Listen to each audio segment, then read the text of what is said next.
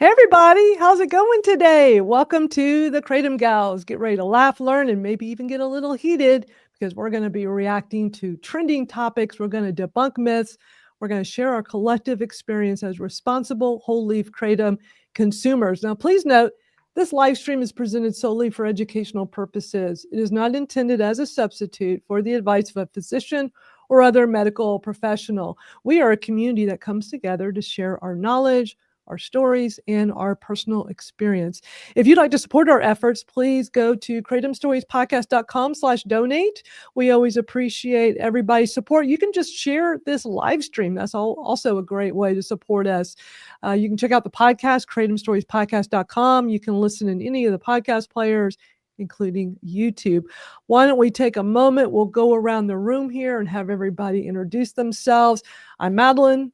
You may know me as the host of the Kratom Stories Podcast. I started the Kratom Real Talk community and got this Kratom Gals live stream started almost a year ago. It's been so much fun bringing these gals together, hanging out. What used to started off like a half hour to 45-minute live stream became an hour long, then 2 hours long. Sometimes we do 3 hours every Saturday. You never know with the Kratom Gals, but I really appreciate y'all being here. So why don't we start with Misty and have everybody introduce themselves. What's up, y'all? My name is Misty Brown, aka the T-Bish, and I'm an over 5-year Kratom consumer, advocate / activist. It's been saving my life from active addiction, chronic pain, anxiety, and depression. Nice. And I am Jennifer Gillis, also known as Winifred Jenkins. I'm a 5-year Kratom consumer. I consume Kratom for managing my chronic pain. It's literally changed my life for the better. And I'm so thankful Madeline came and brought us all together, gave birth to the Kratom Gals, so we could come together every week and just, hang out and go over all the misinformation and vent and laugh and have fun every Saturday. Glad to be here. And I'm Venus Usher from Delaware, and I'm coming up on 8 years of being a Kratom consumer. And I found that it's the only thing that helps my chronic pain with my interstitial cystitis, abdominal adhesions, fibro, and kidney stone pain. It's the only thing that helped that pain. And then as well as my PTSD, bipolar, and along with talk therapy, it's all I need. So, and this group. So thank you very much. Awesome. And I see that we're all sporting our Kratom Gals t-shirts. Look at how cool these are. Yeah, buddy. Jennifer and I are wearing the same ones. Well, yours is a different color text. Mine's white text. Yours is, but yeah. Which one are you wearing, Misty? Oh, you're wearing the same one as Venus. Oh, wow. How crazy is that? These are such cool shirts. I just want to show you all. These are all through Ms. T's merch. This is a merchandise store that Misty and her cousin Carrie do, and is really cool, MsTsMerch.com. And look at how cool these shirts are. Y'all can order your own. And not only is it Kratom Gals, we also have Kratom Pals t-shirts. And I absolutely love my Kratom Pals shirts as well. I wear them all the time. But look at how cool these are. And you can get hoodies, you can get tank tops. They got it all. So be sure to go and support this small business, Ms. T's merch. You can also get to the store by going to kratomstoriespodcast.com/t-shirts with an S on the end. There's a sale going on right now. Oh, cool. Nice. Very cool. Go find it. My cousin sent it to me last night when I was watching the Jake Paul fight. Oh, yeah. I heard that they were having a lot of problems with Netflix last night. Oh, it was horrible. It kept cutting out, is what I kept hearing. It kept buffering, and then whenever it would go back on screen, it would look like a 1990s TV because everything was all fuzzy. Wow, that's not good. I can't believe that. Like, Netflix should have had their stuff together. They should have had themselves together. Yeah. We got a lot of our regulars here. I see Angela, Jenny, Freely. Craig is here. Craig says that he had to make a new profile. Facebook suspended his Kratom friend account. So now he has a new one, the KT friend. Keep on going, brother. Great to see you. Don't give up. Dr. Heidi is here. Here's a question for you, Misty. Jenny's asking, if I get a plain cotton mini dress and send it to you, can you put it on there?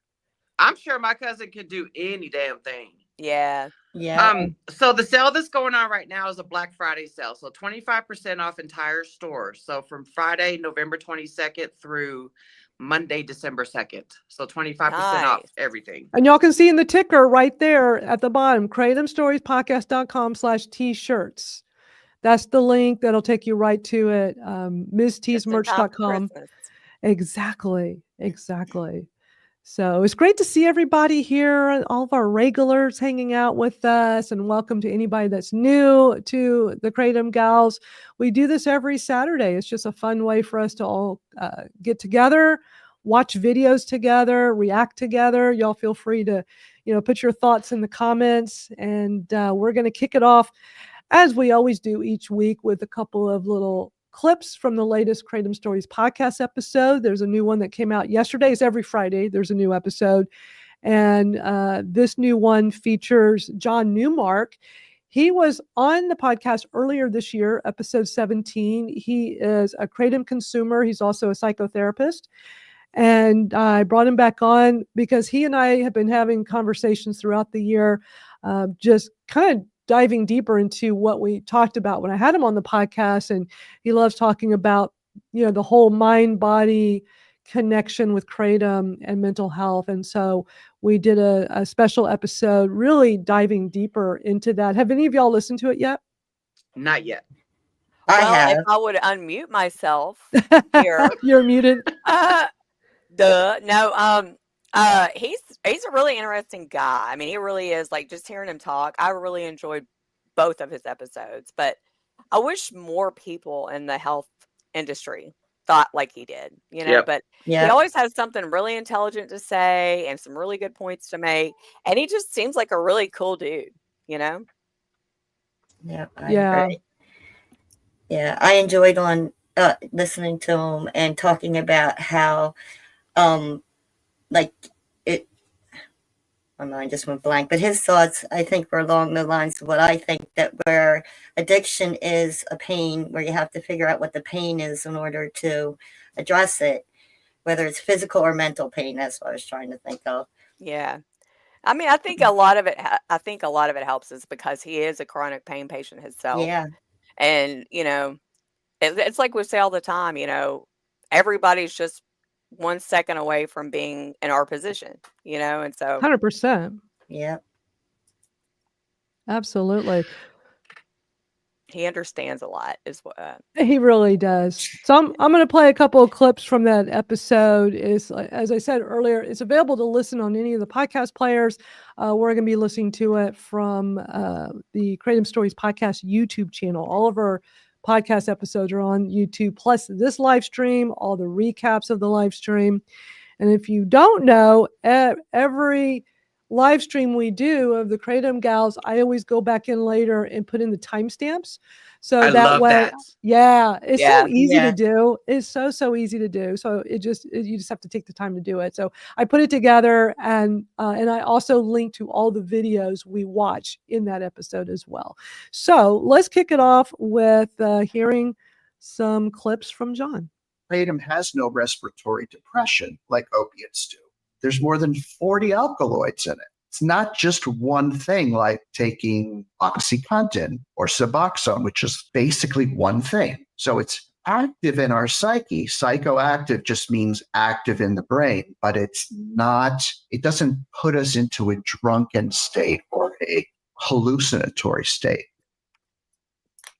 People like to argue with me about Kratom being psychoactive. I know. And he really dives into that in this episode. So, I mean, having somebody in the medical profession, talk about that is I love that. It's just great to Yeah. get that kind of information. But yeah, people say that all the time to us. But like psychoactive is supposed to be taboo. Like, oh my God. I'm like, your coffee is psychoactive. Right. Right. Yeah, it's like the extreme psychoactive is what when people hear that word and they're just thinking some kind of extreme, Mhm. reaction. Scooby-Doo. Yeah. Right. I'm going to play another clip for y'all. A lot of the drugs we use, the medications, antidepressants, things like that. They're often prescribed with pain medications to address all these things.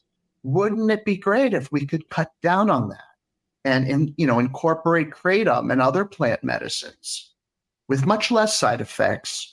Believe it or not, much less of a withdrawal problems, because these drugs are impossible to get off of.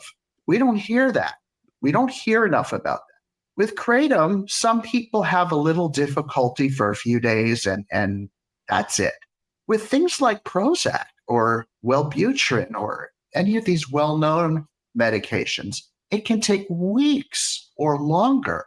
People are miserable coming off of them, and yet they are prescribed all the time. So there's kind of a bias because kratom can't be made into a drug because it's a plant. So there's a bias there. And some of these medications have horrible, horrible withdrawals. Anybody who's been on them knows that. So I just kind of wanted to throw that out there. Another thing that kratom does so well is it kind of just makes us feel like ourselves. It makes us feel better. Things dissolve away, like our mood is better. Our pain just kind of lifts, but we don't feel high. We just feel like more of ourselves. Side effects are very rare. Would you agree? I agree. love that. Yeah, I feel agree. So normal. much. Just feel Yeah. normal. Mm-hmm. Yeah, he says it so well. I love that. Yeah, gabapentin. Philip was saying gabapentin and Wellbutrin. Gabapentin was the worst. Like that was I had no the issues getting worst. off of that. I Oh, I well, I was was I was shocked. pregnant and I did cold turkey. You know what I mean? So it was kind of like Yeah. I couldn't do anything, but it was like a mind thing. It was with my mind. And Wellbutrin, that was pretty tough. A good few weeks just to feel back to where I was, just stopping that. And You even know, after tapering. and well, I mean, I hear people's stories on my TikToks all the time about coming off of gabapentin with the help of kratom, but Oh, I see Philip's commented Seroquel. How the hell do people even function on Seroquel? So one day in my active addiction life, in my little hoe stage, I was dropping a dude off at home. And in my pill bottle, I used to just throw in a bunch of pills mixed together, it was Yep. just my little stash of pills. And one of the pills that I guess I bought from somebody, they scraped off the numbers on it. So I couldn't tell if it was actually a Percocet or not. I just assumed it was. So on my ride home, I'm driving, opening up my pill bottle so I could pop a pill on the way home. I popped a Seroquel. I could feel Really? it hitting me. I was melting off into my driver's seat. And then as soon as I got home, I had to have somebody watch my kids. I was like, I need to go take a nap. I slept for 12 hours straight. Didn't even wake up to pee. Wow. Wow. And you see people over there on TikTok bragging about popping Seroquel, Yeah. as their, I guess it's like a bipolar med, or I don't actually, It's or I don't know. it's strong. I was having to give it to my mom towards the end, when I was taking care of her. It was a strong medication because, with Alzheimer's, you get into the end, sometimes they don't sleep well and there's all kinds of issues. And apparently Seroquel is something that they'll use to help them sleep. Well, And man, I it slept. worked. It worked. Ugh. But man, that's not something I'd ever want to be taking. That was Mm-mm. that was a strong medication. I don't know why I didn't have issues getting off of gabapentin, but my thing, I know that, a lot of people say they had a lot of struggles. I was getting off of all my pain meds. I was tapering them all down. And I know I was at 2,700 milligrams of gabapentin a day, and I was tapering it down. And then the Oxycontin, I was tapering it down. I was like 40 milligrams Oxycontin twice a day, plus the Percocet. I think it was the 15s, like every 3 hours. It was a lot of stuff for my pain. So I don't know if it's just because I was tapering them all down and then starting kratom. And then I was still tapering down the gabapentin. Like I didn't completely stop gabapentin cold turkey, but I had gotten down to at least half of my dose by the time I started kratom, and I just kept slowly tapering it down. And the only thing I ever noticed with any kind of withdrawals was the Oxycontin, when I'd gotten all the way down to the Oxycontin 10s, and when I had completely stopped that, because that was, the pain management doctor who initially wouldn't even taper me down. I had to beg them to taper me down. So their way of tapering Oxycontin was, okay, you're 40 milligrams. We're gonna give you some 20s. We're gonna just cut it in half, and you taper that for 1 week. So you're gonna go from 40s for 1 week to 20s the next week to 10s the following week. That was their way of having me do that. I was shocked. That seemed very inhumane. And I know since this, that had happened in 2019, that I think that, I don't know if it was AMA or some association are saying you don't taper that way. You don't force people to taper that fast. You have to do like a 6-month taper or something, they've said, or was it 10% a week or something. And so when I was down to the Oxy 10s, I'm like, well, it's going to be interesting to see what happens. And I clearly noticed as soon as I completely stopped the Oxycontin, and I was only a few weeks into Kratom, going back and like Kratom during the day, meds at night, that I got some hot flashes. That was it. And it wasn't bad. And the gabapentin, I just didn't. So I don't know if just my body was like, okay, we're just gonna make you feel like crap for a few weeks because you stopped the Oxycontin, which was the strongest thing I was taking, or I don't know, because so many people. You didn't get no brain zaps or anything? I mean, a little. I had some brain fog that lasted for a little bit, but I just assumed it was the narcotics, but it could have been the gabapentin. I don't know. But when I see people post about, like especially Philip, the problems getting off of gabapentin and stuff, I just wasn't having that. So I just don't know. It's different for everybody. I just feel bad hearing all these bad stories of what people went through, and mine was so light compared to what other people went through. And it makes me feel bad because you always think like what you go through is the standard. Well, I think, okay, well, yeah, withdrawals are not that bad. I didn't have them that bad. But then I hear stories of, some issues. I don't know. Now they prescribe gabapentin for any damn thing. Everything. And then they're ripping. They're not even giving chronic pain patients taper plans. They're just ripping them off. Yeah. And it's like you either take Suboxone or you get nothing, or gabapentin. It's like it's just crazy. Claudia calls it garbage pitting. Yeah. Well, they prescribe it for everything. Everything. Yeah. And Laura, I read that too. People itching. Huh. So I don't know. It's like with Effexor, I had body zaps while I was taking it. Yeah, and that was the same with me on Lyrica when they tried me on Lyrica. It was like the worst feeling. I was like, why does it feel like I'm being constantly popped with rubber bands? Yeah. And I even said them to my, psychiatrist about it. She's like, acted like she had no idea what I was talking about. When I talked to my neurologist, he's like, oh yeah, that's body zaps or whatever, brain zaps. And I'm like, oh, okay. I'm not taking this anymore. Right.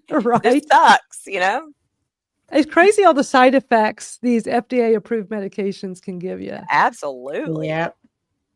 And then they prescribe something else for the side effects. Yeah. Right. They just stack them on. Well, so, when I was in pain management, it was the narcotics, and it was always like this merry-go-round, of like, okay, we finally find something that works, but then your body gets used to it. Now I got to taper it down. So I got to switch to another one for a while I'm tapering off of one. And then it's just this constant every several months. And at least my doctor was cool about helping me like juggle what's working right now. And if something wasn't, like, let's fix that. But there was a time where I felt like something was missing. I'm having more pain. So that was when the gabapentin came into the picture. And they just added it on. Their doctor's like, well, I think there's also some nerve pain going on, so let's do the gabapentin. And I'm like, okay.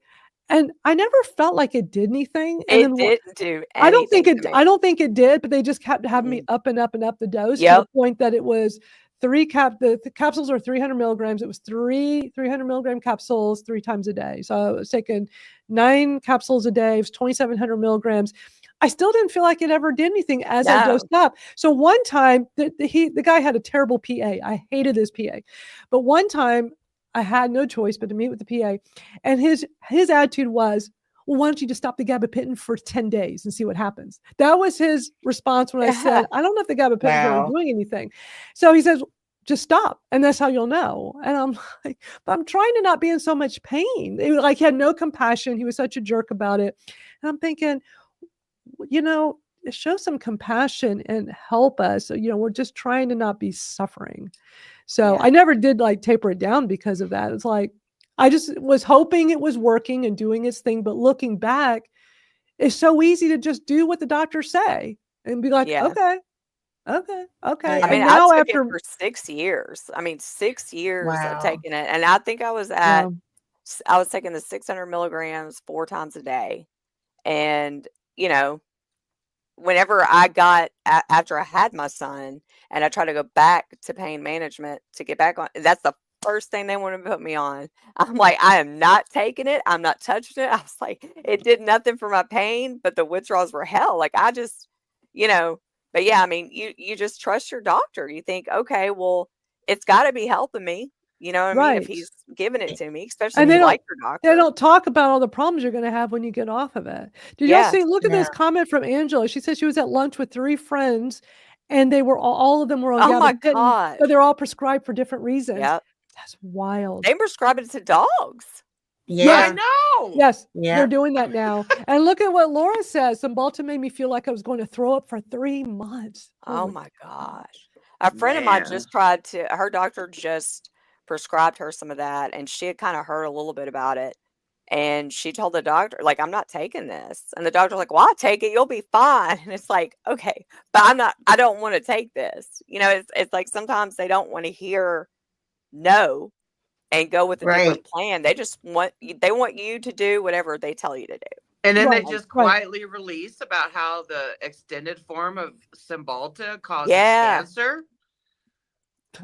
Like what? Man. It's just another reason why we advocate so hard for this plant, because this is a natural thing without all the side effects. It helps for a variety of things. It's an option more people should know about. Yeah. Way more I will forever preach Absolutely. that Kratom, whole leaf powder Kratom is my antidepressant. Yep. Mm-hmm. Yep. It is for a lot of people. I can't tell you how many people I've interviewed for the podcast, and that just comes into the conversation. It wasn't like, oh, I'm taking it specifically for that. A lot of people do, but a lot of people that talk about they take Kratom for pain. They take Kratom in their recovery.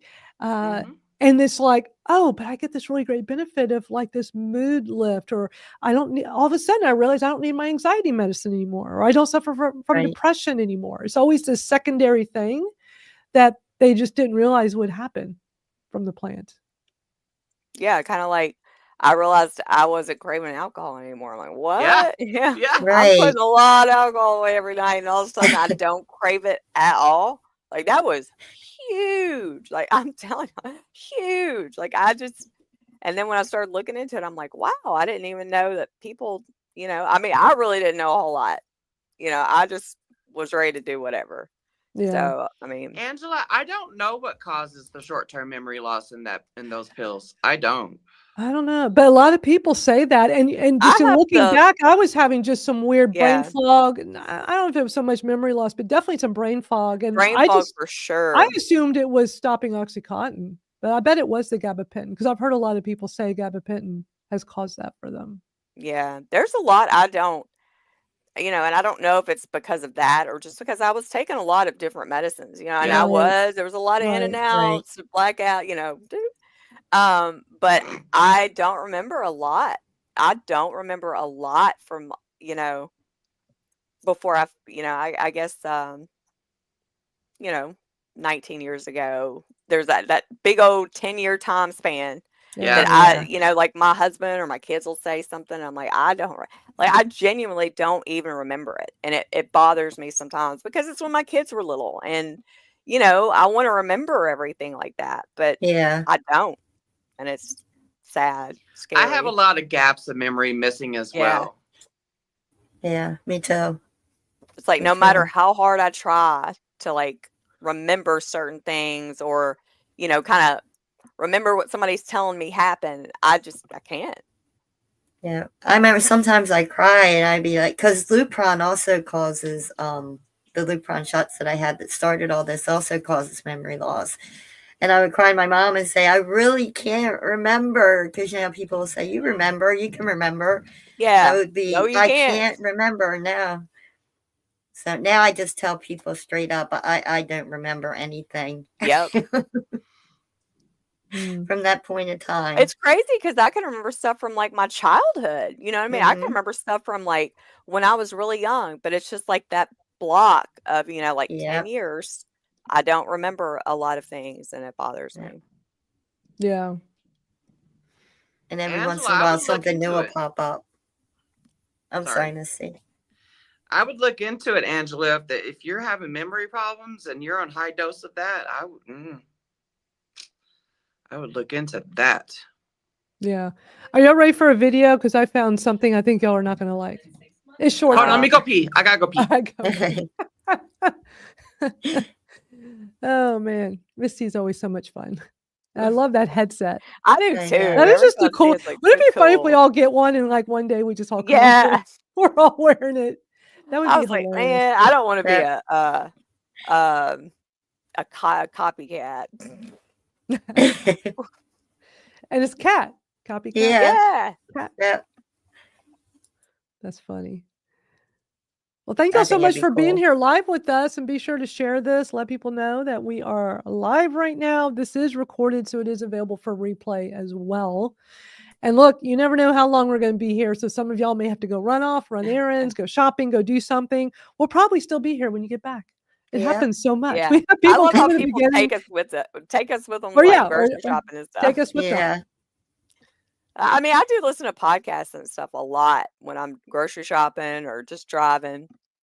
So take the Kratom Gals on the road with you. Yeah. But I've got a video I know Misty's not going to like. Y'all aren't going to like it either, but she's really not going to. But Misty is pretty much anything I uncover, Misty's most likely already seen it. Many times she's Yeah. already commented on it. Let me see if she's commented on this one. No, she hasn't commented, so maybe she hadn't seen it. But her and I are always, seeing what's being posted on YouTube. And so I can't get much past her. It just seems like every once in a while I'll play a video for y'all she hasn't seen yet. And I'm like, wow. Yeah, y'all are always all over YouTube. Yeah. I think I don't, I guess there's just not enough time in the day to make time for, just going to check. But I mean, that's why we're a team. Yep. Brandon says he listens on Bluetooth in the car. One of the funnest times when we were doing the Wednesday space that Mike and Misty were doing, this was like last year, and remember that time where there was the space, and all of a sudden the nest up top just got invaded with all that crazy stuff. Yes, I remember that. Yeah. So I had to go run to the grocery store, and I'm like, okay, I'm just going to take the space with me and listen to y'all and talk and stuff. And I am literally in the grocery on an aisle getting groceries, and I know how to use Spaces. I mean, I was one of the early beta hosts in Twitter Spaces, and I know y'all were a little bit newer to it, you and Mike, Misty, and y'all were like, I just saw it happening. I mean, I think I was like grabbing some bread or something. I mean, I was grabbing, and I looked at my phone. I just saw that influx, and it was like, and I was like, whoever that person is speaking, get them off, and you have to go and manually X each one of those out of the thread, the nest up top, and it was a pain in the butt. But then y'all are definitely more careful after that, like who you let on to speak, because a speaker can do that over there. But it was disgusting. It was crazy. Yeah, it was grody. Somebody pooping in somebody's mouth. Ew. I'm glad I didn't actually see the pictures. I didn't see it. Probably good thing I was out shopping. I just heard y'all reacting to it, and I jumped on real quick and told y'all, like, you got to go X them all out. It was a tag team. It was a duo. Yes, so it was two people. Let that person on the net, as soon as we let them speak, the other person went in and uploaded all these porn. It was a bunch of stuff. Yeah. And that was such a disruption to that space. Yeah. I mean, it was funny, though. I mean, it was funny. You know what I mean? Yeah, we can laugh about it looking back. Yeah. Hey, John.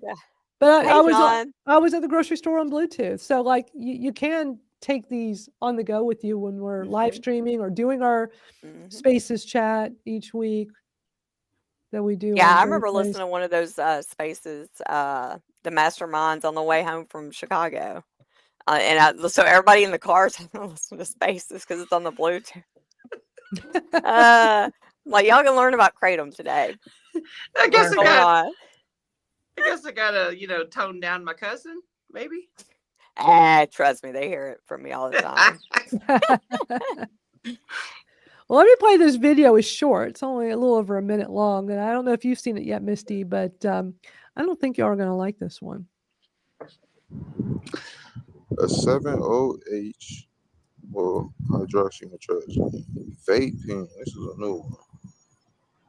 1 gram. Have y'all seen this yet? A 7OH vape pen? I've heard people talking about it, and people have sent me screenshots about it, and I'm like, why? Right. Why? The heat kills the out. Well, you know what? That's synthetic shit anyway. Right. Yeah. So, I don't know. I don't know how that's going to operate. And for anybody that's new to Kratom and you keep hearing about 7OH, just know that you will know if you're stumbling upon it. They always put 7OH so big and so prominent on any product that's a 7OH product. Yeah. So you won't. And whenever we say 7OH product, just to clarify, them comments would be getting on YouTube, my videos. Whenever we say 7OH products, we are speaking about the pure 7OH products. We are aware Kratom has a small, minuscule amount, but when I say 7OH product, I'm talking about pure 7OH product. The synthetic man-made crap. Yeah, because there is 7OH in our Kratom powder. When you're looking at your bag of Kratom powder you consume, like we all consume, you will see on the package, it should show like the percent of the 7OH. It has a very, very like 0.003% usually. It's a very, very small amount. It's natural. It's going to be in the leaf. But these products we're looking at on here, this is taking an extract of the 7-hydroxy and synthesizing it to make it even stronger. Yep. Like what, 5 times or 10 times more potent than the extract itself or something like that. It's ridiculous. It's a ridiculous amount. But they always have 7OH very big on their packaging, so you won't miss it. You will know if that's what these are. But let's keep watching because this is like, this video only came out a few days ago. My final thoughts on this 7OH or metragenine, 7O metragenine, whatever the fuck. He don't know what he's the even vaping is trash. It does not fit. When the chewable tablets is the best way to do it. That feeling that not doing it at all. Tablets, you will never get it from them capsules, the ones that claim to be capsules, and you swallow them and then they gotta digest. Does not feel like the chewable tablets. This vape pen feels nothing like the chewable tablets. It's like a weird ass head. It's like a Delta 8. It feels like it's probably not even 7OH in it. You know what? Probably not. And that's, you know what I mean? A Delta probably 8 Delta 8. Like real regular Delta 9. This ain't even like Delta 8. It's a weird head feeling, bro, and it's harsh. It made my fucking nose burn. It's trash, and I'm hitting it back to back to back, thinking it's gonna turn into something. It does not feel like the chewable tablets. If that's what you're looking for, stick to the chewable tablets. This is trash. Or waste of money. We'll never buy it again. Stick to whole leaf Kratom powder. I think the vapes are just a gimmick. You know what I mean? It sure seems that way. I agree. Because I've heard of Kratom vapes too, and it's like I think it's just a gimmick. It's a marketing strategy. Yeah, but that's what's showing up in smoke shops now.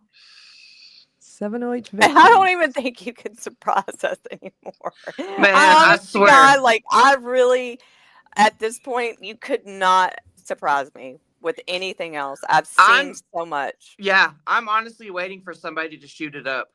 Yeah. I'm waiting. Yeah. And it still wouldn't surprise me. I mean, we're expecting it. You know, we already know that they're smoking it like out of a crack pipe. So I'm waiting for the intervening, the IV shit. Well, Angela's making a good point. They're catering to the addicts who will try anything. True. Yeah. which, They're catering to the addicts that are currently trapped in active addiction under the guise of saving them from the illicit fentanyl addictions. It's bullshit. Mm-hmm. yeah. We're tired of losing our friends and family to this illicit fentanyl epidemic. Motherfucker, you created an epidemic now. And banking. Banking big time off the backs of people becoming addicted. Yeah. Sad. And speaking of, here's a video that y'all might find interesting. Kratom is a botanical extract. It is also known as metragenine, and it is native to Indonesian countries. It can come in a powder form, a liquid form, or even a capsule. Kratom is often sold in gas stations or convenience stores. Kratom technically falls in the class of a dietary supplement, which means that it is not as heavily regulated as, say, drugs or medical devices that have to go through a separate approval process. In certain doses, Kratom can have a stimulating effect, and then in other more larger doses, it can have a more sedative effect.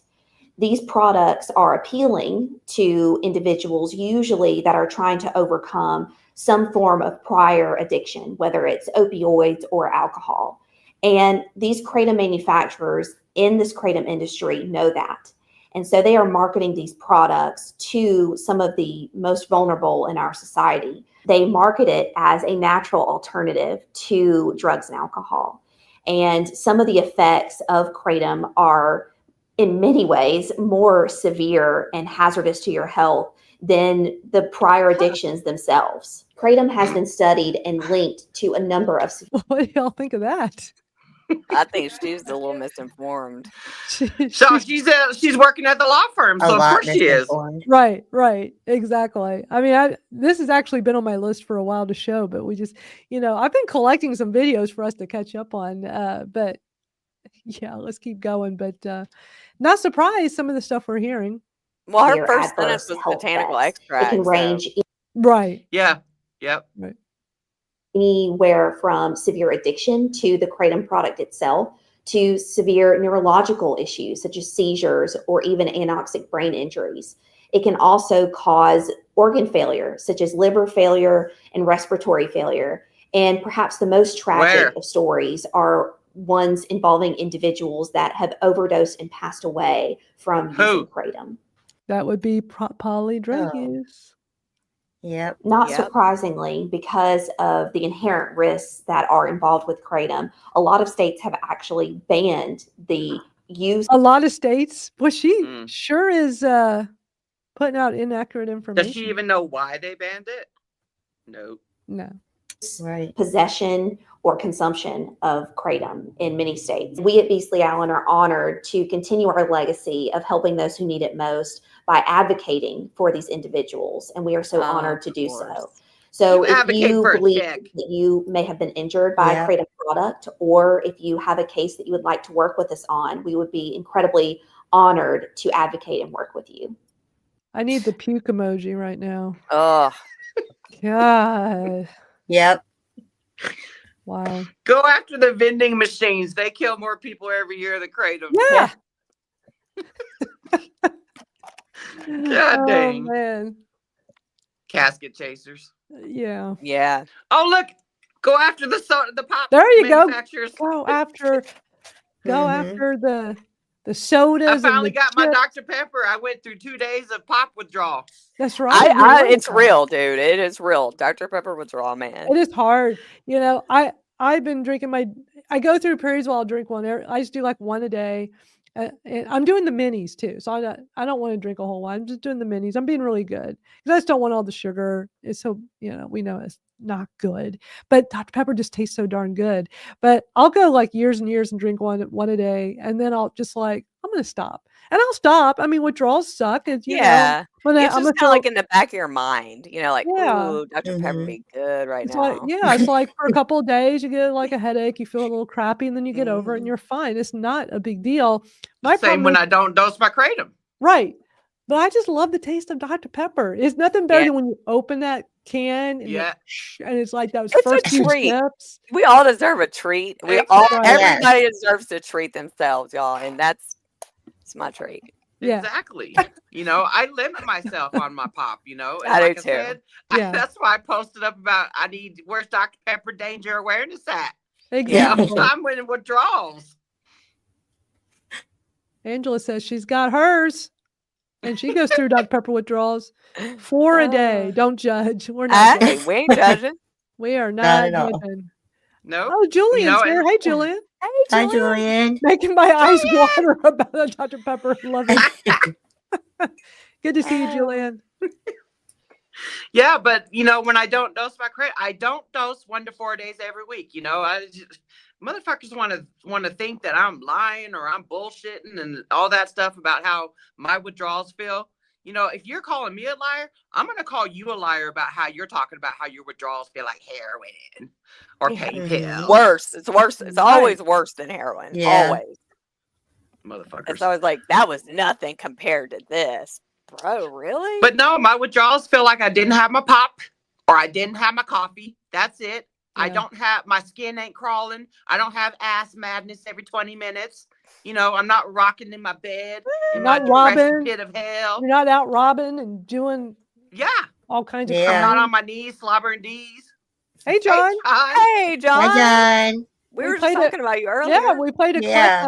couple of clips from the podcast episode earlier. Thanks for coming back on. The Yeah. episode's so good. Hey, Sam. It was to a good see you. episode. Hey, Yes. Sam. Hey, Sam. Hey, Freely. Good to see everybody. We appreciate y'all coming and joining us. I have a video I've been wanting to show y'all first. Y'all know, like lately, we've had so many videos to show that's just more like super current, like we got to watch now. So I've had some on the back burner. This one's been on the back burner for a few months, but I'm so glad to finally show it. I'm not playing the whole thing. It's like a 4-minute video. I'm only playing like the first half, but and I'm gonna play it at a little bit faster speed because they talk really slow. But it's a young couple they're in their car. It's kind of dark. It's at night, but they're talking about how they use Kratom to get off Suboxone, and Okay. it's awesome to hear people. You know, just this is right here is the power of advocacy. You can be sitting in your car at night, turn your phone on, hit the record button, and just talk about your experience. And I love that this young couple did that. So let's Yeah. watch this. Oh yeah. So I'm gonna speed it up a little. All right, we're just doing an update on Suboxone detox with Kratom. We're on day 4. I'm not feeling bad at all. Kratom does what it's supposed to do. I know there's not Yes. many videos on people quitting Suboxone with Kratom. I found maybe 2. Yeah. Like, ones that were pretty accurate. Oh, absolutely. And it does what it's supposed to. It helps with the withdrawal symptoms. Like 95%. Like, literally feel no. I mean, we haven't felt any withdrawals today. We got like the back sweats Yeah. and A little bit weak. a little bit weak, but no restless legs. Not no, at all. No high anxiety. Nothing like No, that. nothing like that No anxiety at all. at all. This has helped tremendously. Well, we did. We bought stuff from Smoker Friendly the first time we tried Yeah. to kick. We tried to kick off of 16 milligrams, and we Yeah. did for 7 or 8 days. Yeah. Yep. 8 days. Then Well, we we- crack on Wow. the 8th day. Yeah, after doing a pile of houses. Yeah. Cracked on the door off. Yeah, it makes no sense, but But definitely got to have good Kratom. And the Yes. Kratom we They found say is Nova. 16 milligrams. Mhm. Yeah, that's a lot, isn't it? Because I That's mean, a lot. I've talked to people that have gone way down. That's I a think like lot. maybe two, Yeah. and they are having a hard time switching from that to Yeah. Kratom. So That's Their like 2 story full mirrors- strips. That is crazy. Their story mirrors a lot of the comments or messages I get. Hmm. yeah, I know a lot of people struggle to get off of Suboxone. Yeah. But this is such an empowering video for people to hear because they've been able to do it, and I hope this inspires others. We'll keep going. NovaKratom.com, and they have everything. And you want to get we got the red Mang, MAENGDA. Mangda. They say that's what works the best, and it works. it really does. I mean, it really does. It has helped us so much, and we're so thankful. We've been doing like a gram at a time, and we get up to like probably 2 or 3 grams is where you start feeling really comfortable. Yeah. Now, if you overdo it, That's not it'll, much. Put you down. Kind of take your energy from you. Yeah. But about 2 to 3 grams every, I don't know, 3 or 4 hours. Yeah. Not like 3 to 4 Like as definitely. needed. And you can either toss and wash it. You can make a tea out of it. But we found these capsules. It's 000. and they're just big capsules. You just fill them up yourself, and you can fit over 0.5 gram in them. So two of these capsules, you're in half. Yeah. So if you eat 4 of them, you got your 3 grams in. Yeah, and those like taking it this way, it's been the best for us. Yeah, it's the powder. I mean, just swallowing it, you have a queasy stomach and stuff anyway from Suboxone, and it's just kind of hard to check down. It is, yeah. Like, and I like puke doing it that way, but maybe that would work for you. But this is the best way for us. So. And we also found these things online. A guy had a video, and we ordered. Okay, so now they're going to talk about supplements and stuff. So I'm going to stop there. I just love this. That's amazing. I love That's it. amazing. I wonder what an update is, because you when you're transitioning like that, you do have to dose. You have to listen to your body. You will dose, more and more often than what, say, like I would have to. You listen to your body. Mhm. Yeah. And eventually, Exactly. like the common denominator in the comments or the messages I get, eventually around the 7-day mark or the 10-day mark, then you start dosing down. And you go and you wait longer in between the dosing. Well, I was going to say, I did say, but I was on mute. I really hope that they're able to, stay strong and keep with it. You know what I mean? Because it's so horrible to hear about people just having to be just for years, years and years. That Kratom helping 95% of the Suboxone withdrawals is only temporary. Mm-hmm. It will get, I tell people all the time, it gets better. Yeah. Misty, you and I both commented when they put this video out a few months ago. You said, "Welcome back to life again." And then I love how she says that. I love how you tell people. Yeah. I love that too. And then you did another one. You said, listen to your body on when to dose next. Eventually, you'll need to taper down. It takes a while for subs to get out of your system. Eventually, regarding Kratom, less is more will come into play. Stay hydrated and keep a journal. And I commented telling them, thanking them for sharing their story, and glad that it was helping. They said they would make more videos, but they haven't. I would love an update. But this was from August 24th. But I just love stories like this because, I mean, it can happen. I will say when they find Kratom after they've been on like illicit fentanyl or cocaine or heroin, something like that, I will say, welcome back to life. Mm-hmm. But if somebody is getting on Kratom off of the MAP medications like methadone or Suboxone, I will say, welcome back to life again. Because, even I know that the MAP medications save them from their chaotic drug use from whatever they were using before. Right.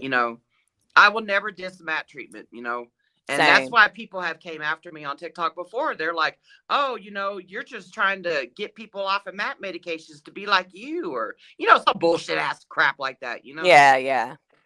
I just say, whatever you want to, whatever makes you live life better. And just be okay, 9 times out of 10, you want to live. It's the people that are on the MAP medications. They're tired of going to the doctors. They're tired of spending that large amount of money every week or every month. So, like for me, for my active addiction in 11 years, I was having to go to the doctor every 27 days.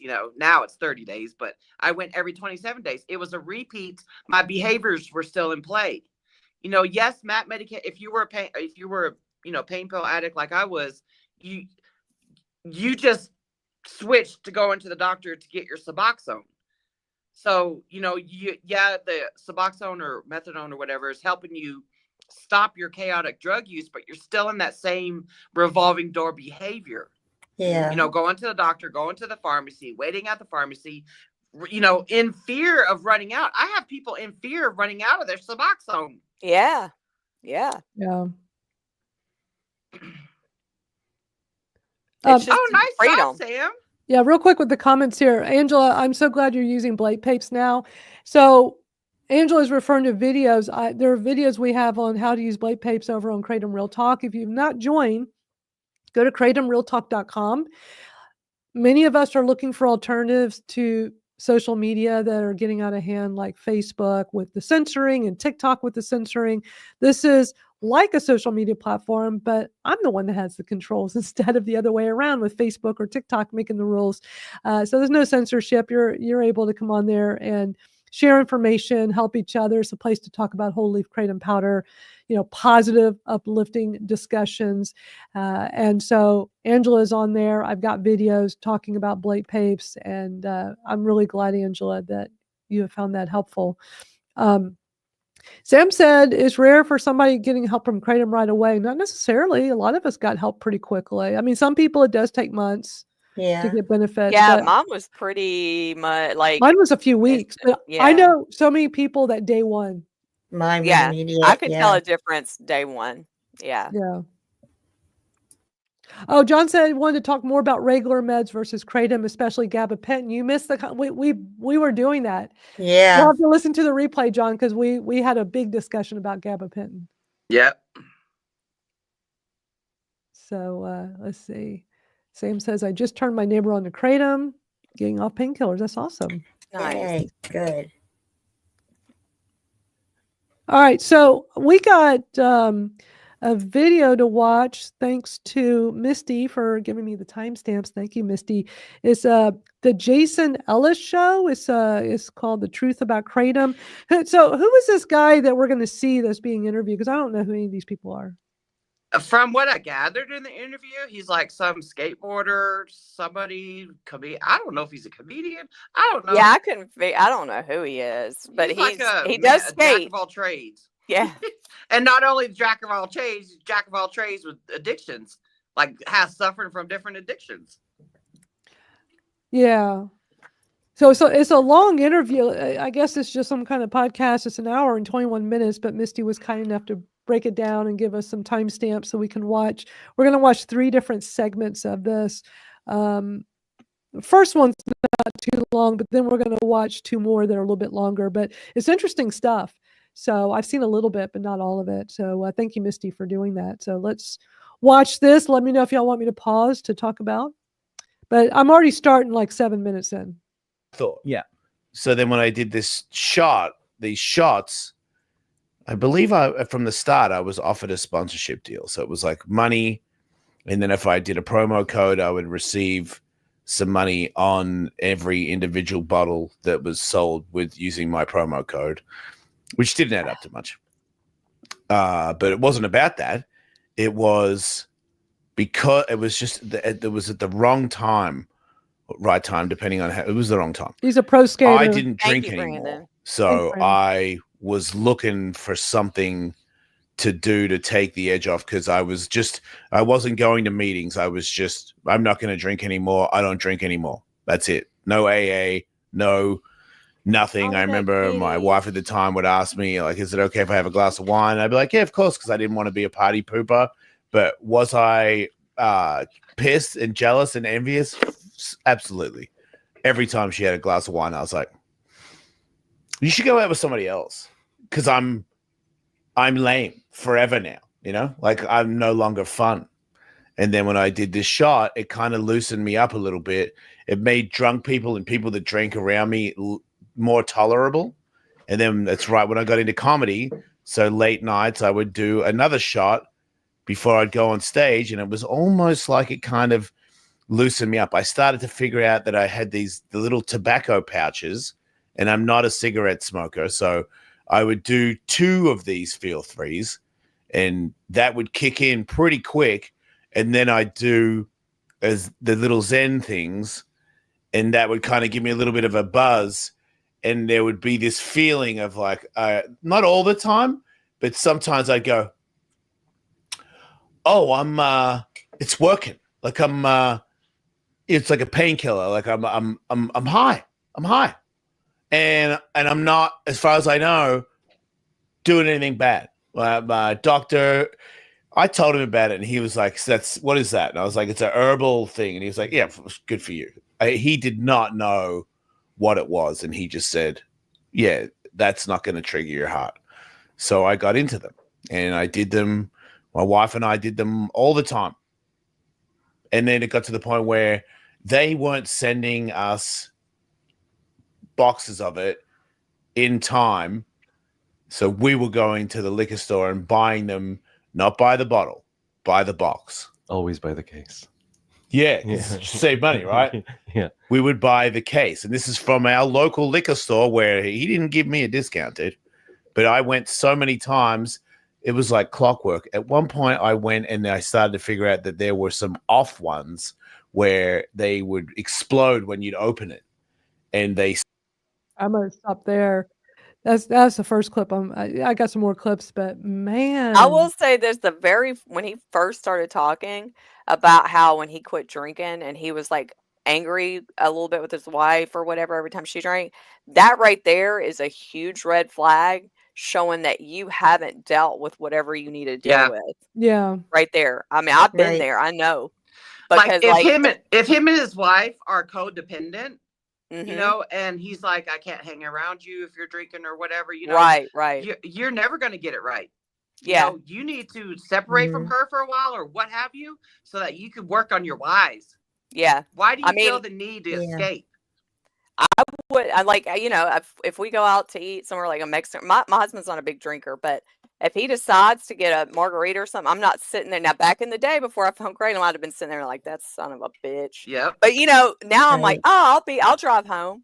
You know, like the Christmas party at his work last year, you know, he had a good time. And I was actually the designated driver for once. And I was like happy about it. You know, and I'm like, yeah, I'll drive home. Yeah. You know what I mean? So, I mean, that right there, him saying that, he was still in that mindset and looking for something else to go. Yeah. So, yep. You know what I want right now? A Dr. Pepper. I'm really craving one. On me, I'm sorry. I know it's random because we've already moved on. But I gotta have it before the live starts. I feel like I need to have another one because it just sounds. Oh, I just could drink one right now because they just taste so good. So, but the fact, so before he even started talking about how feel free, you know, you guys keep forgetting that feel free is a kratom extract and a kava extract. Yeah. But all of a sudden, kratom is the big bad wolf here.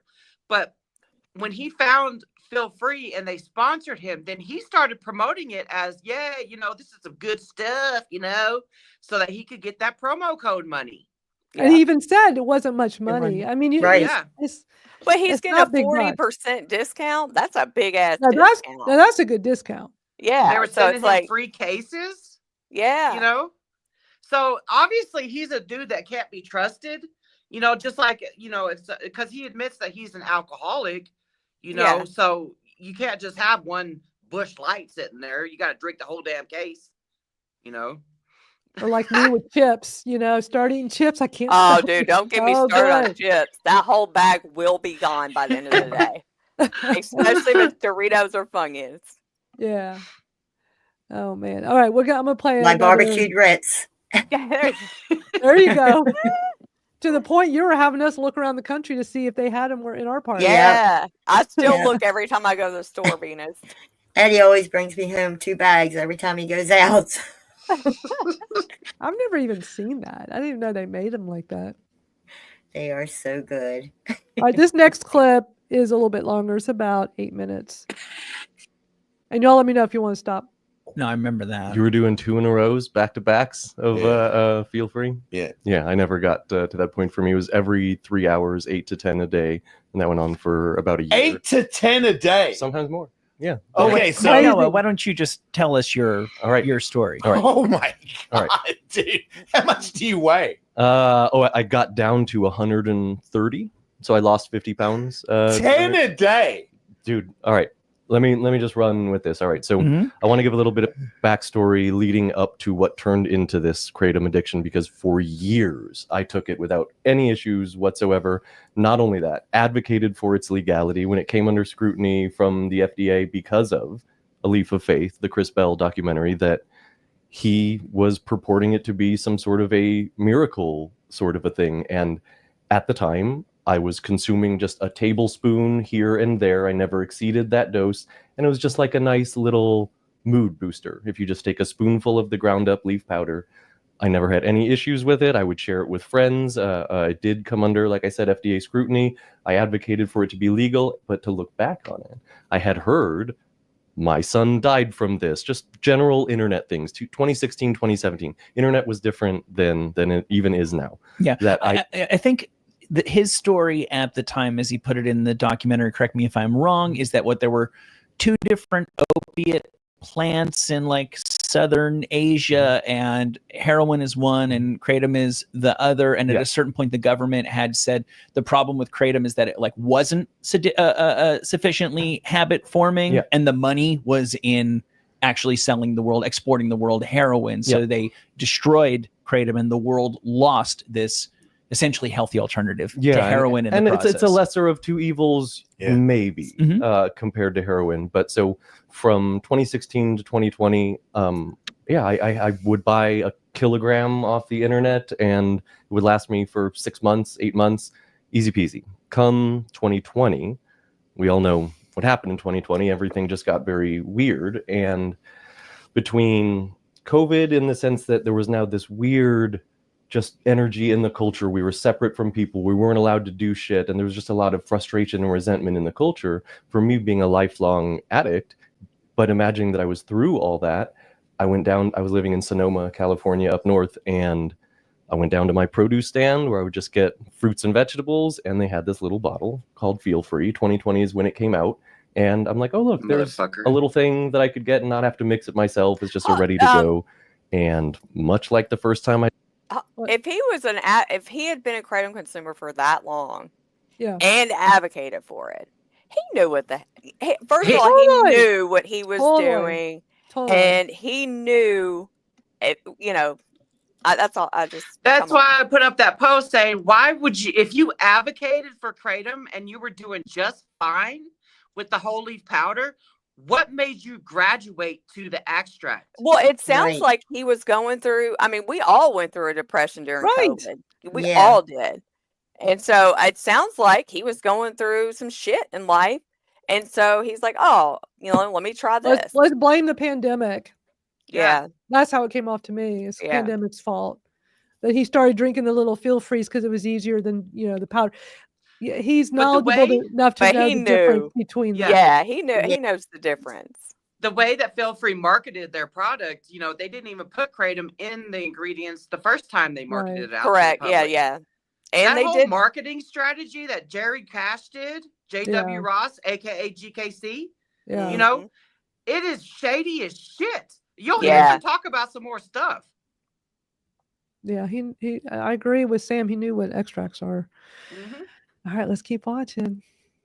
This is interesting. I did a lot of drugs. For me, it was the very first time I drank it. I'm just like, I do that now.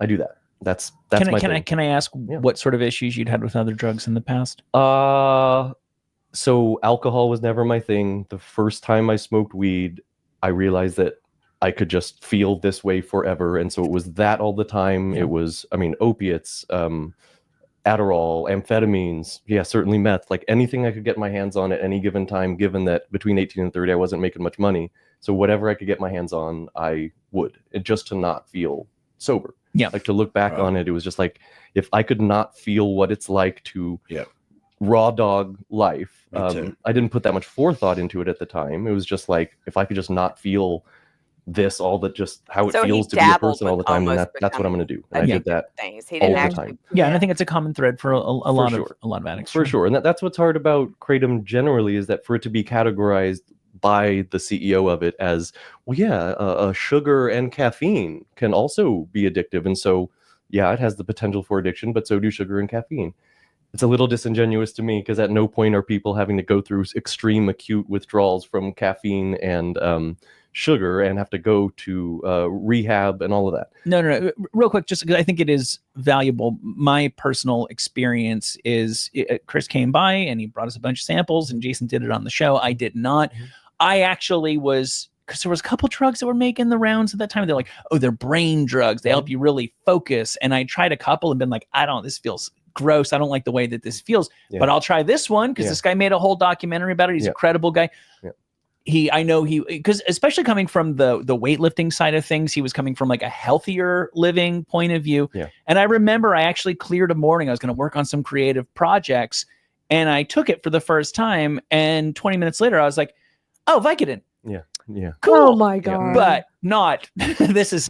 This seriously? There not one of them talk about kava being in it. There's no studies done on Kratom and kava together. We don't know if it's bouncing off each other, if it's synergizing each other, making it more potent for one and the other. You know, kava is nature's benzo. Yeah. But it's almost like he's blaming Chris Bell. Yeah, The documentary. Exactly. Yeah, that was my- Documentary it's like- saved lives. Yeah, well, and the documentary is more. I mean, it's a documentary. It's not a. Yeah, It's not an education. It's advertisement education. or. He makes it sound like, well, because of Chris Bell in this documentary, I'm going to set aside some time to do creative stuff, and I'm going to take this. Yeah. It's like, dude. All right. It's not the path to me becoming a highly productive, functional member of society. Yeah. Wow, legal Vicodin. So for anybody, I mean, everybody's different. I react differently to marijuana than you do, but I think the average person, whether they're selling it or they're just talking to a friend to say, well, caffeine's illegal too, is I don't know what you're taking. Because my experience when I took it is this is a drug, a low level drug, but this isn't like tripping balls, but this is a drug. And I don't see how anybody with a straight face could claim that they believe otherwise. Yeah, I mean, it's categorized as a wellness tonic, a safe alternative to alcohol, a social lubricant, and all of those things that lead people to believe that it is safe, but also I'm in multiple groups now of people that are trying to come off it and all that, and half of the people in there are addicts, and it was just like this next thing to find. The other half of people never drank, never did drugs, never wanted any of that, but do like to go out with their friends, and they ended up as addicted to any junkie, anybody, anywhere, anytime, no history of drug abuse, anything like that. They just wanted to go out and have a nice time with their friends, and it, especially in its early stages, it does work as a social lubricant, and it does work to tolerate your drunken friends a little bit more, and you get out there and you become a chatterbox. And for me, initially, like, I could work 18-hour days as long as I kept a steady stream of that shit in me. But just like any drug, first you use it to get high, then you fall, and then you use it to get well, and then you use it to just not feel awful all of the time. And this is exactly that. So from 2020 to 2021, I was steadily taking it, and within about 6 months started losing weight, not being social anymore, got super pale, just gnarly, looked awful.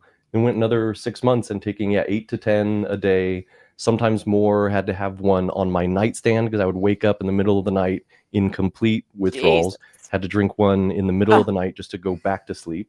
Had to drink one the moment that I got up in the morning to not feel like you're going to die. If I didn't have one in the morning, I would go down to the produce stand and I would get there 15 minutes early in hopes that they would open early because I was just tweaking out in withdrawals. And Jesus, man. What sucks about all of this is that I'm no fool when it comes to drugs. Like, I know about them. I've done them. I do my research. I know about things.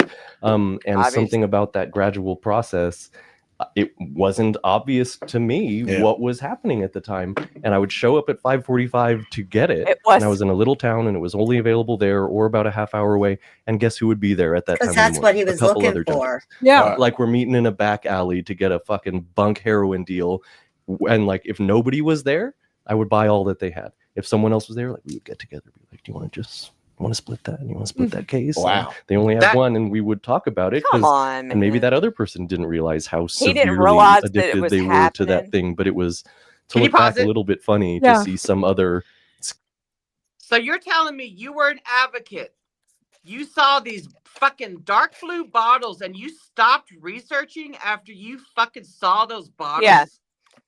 Even after all of these things started happening, you're a drug addict. And it's like all of this stuff coming together at one time, and it still didn't dawn on you. Come on, it still didn't dawn on you to be like, oh, hold up, wait a minute, maybe I need to go back to my powder that lasted 6 months, kilo. You know, that doesn't get you high, right? This is not kratom behavior. No, this is how GKC has been formed. Yeah, off of the backs of people like him. Yeah. GKC is Global Kratom Coalition, y'all. The one that did the fake ass protest. Yeah. Oh, I should play that video again. That was It's just crazy how people won't accept their own act, like just personal accountability. Like, hey, I admit it. I was in a bad part, and I wanted to just get away from. I did something that I knew would. I don't know. It's just like what was going through his life that made him do that.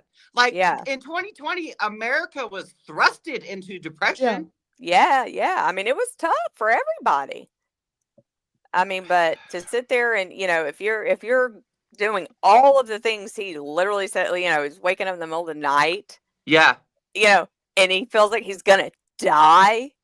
And see, because of stories like him and the way that video is titled, everybody categorizes Kratom, all of Kratom, in this same little category. Yeah. Yep.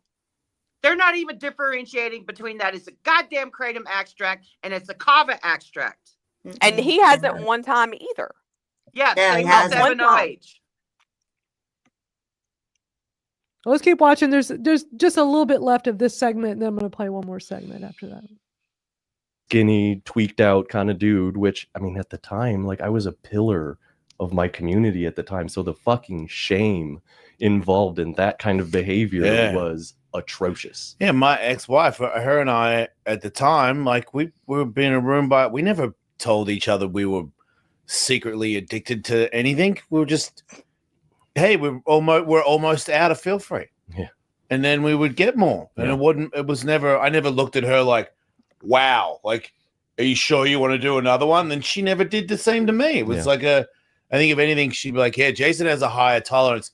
I usually do half of one and he smashes two. Yeah. And I'm like, yeah, I've always had a higher tolerance. Like, no big deal. No one ever pointed out to us that it was like anything bad. It's really I'm not going to do it anymore. Something's up. I don't feel right.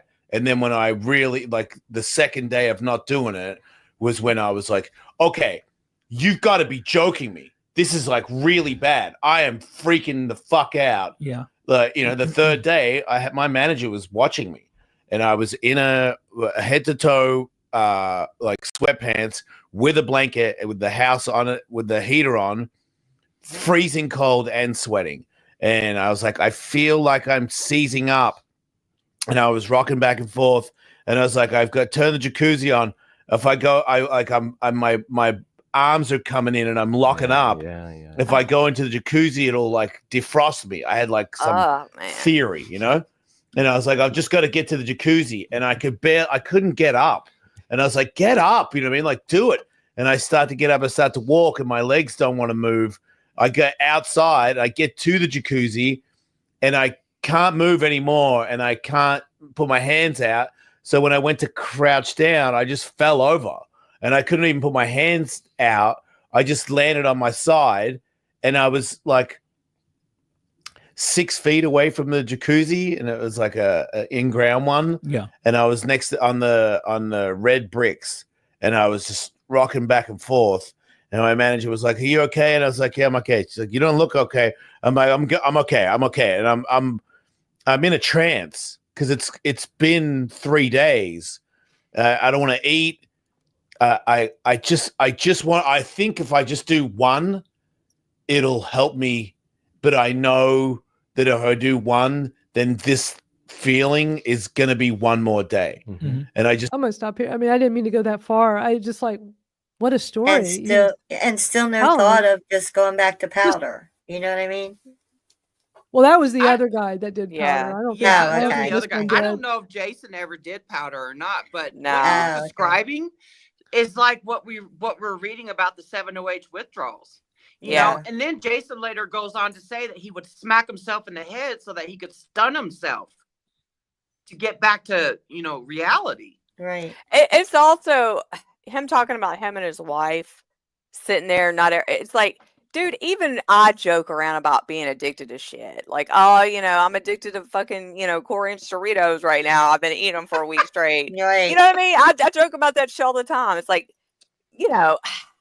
I just find it so hard to believe these people didn't at least have some type of inner voice in their Tylenol. Yeah. Like, hey, man, you know what I mean? Like, y'all just, I don't know. Maybe rich people are different. I don't know. Right. And influencers. Influencers are a different breed. I guess I know David Breger really lost his child. I know that. But he also had Benadryl or diphenhydramine. I don't know if it was exactly Benadryl in his system or what else was in his system.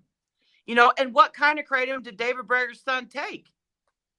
I should get my hands on that autopsy report. Yeah, there's a lot of questions about each and every single one of those deaths. Of There's a lot of course. things that aren't even looked into. But this is what gets me though, is that throughout this whole video, they never bring up the fact that kava's in there. You know, they don't differentiate it between, you know, holy powder, extracts, you know, none of that. Well, this video has had 18,000 views. It's only 3 days since it came out. The comments are off the chain. Yeah, 724 comments. But just to have the title of the video be "The Truth Yeah. About Kratom," and truth is in all caps.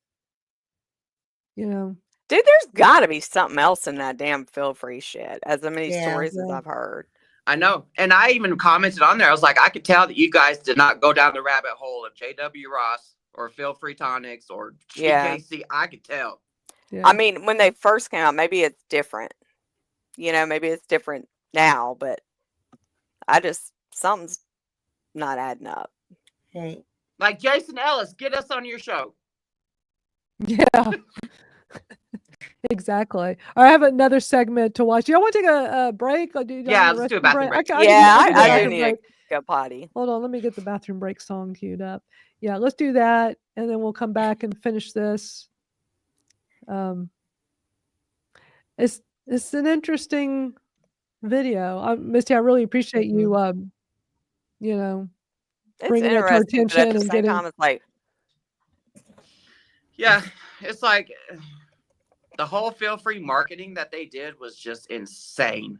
They even Yeah. hired people to go on college campuses to give out free products. oh, You know, I bet. let's get these Ridiculous. young 20-somethings addicted to our product. You know, Right. let's make some Yeah. millions about their fuckers. You know, I can't with him. I cannot. Yeah. And then like what we're witnessing right now is the whole .org war.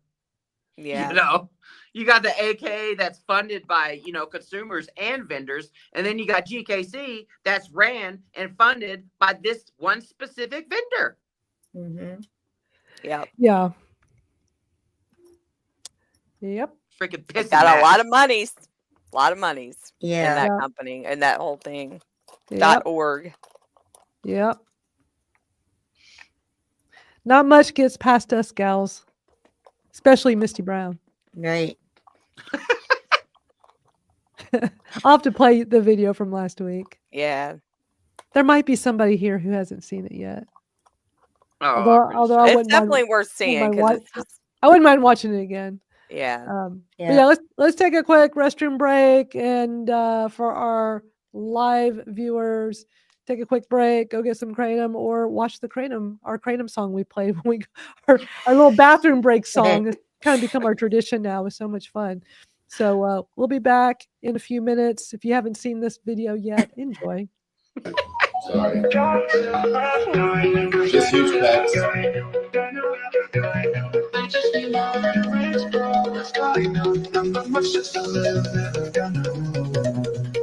It's Nick.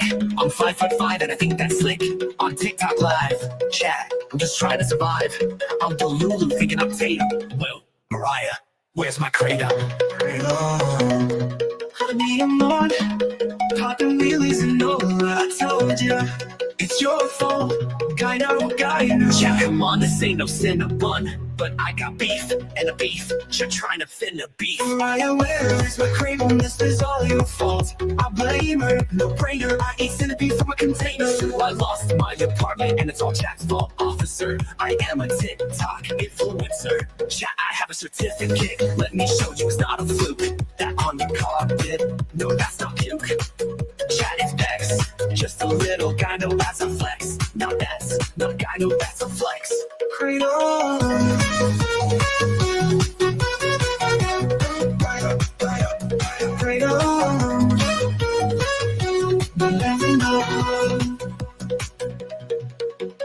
Guys, it's just a little bit of Just huge packs.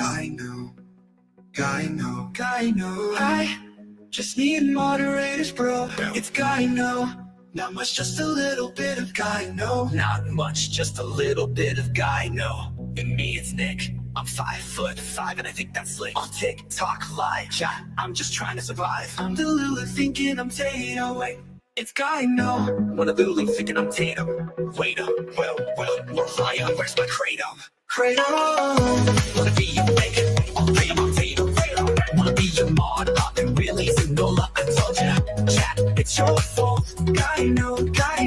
Yeah, come on, this ain't no cinnabon. But I got beef, enemies. Chat trying to fit a beef.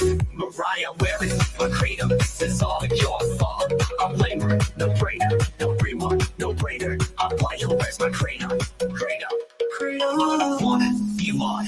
All the wheelies in Nola. I told ya, it's your fault. Gyno. Chat, come on, this ain't no cinnabon. But I got beef, and a beef. Kept trying to fit a beef. Mariah, where's my Kratom? This is all your fault.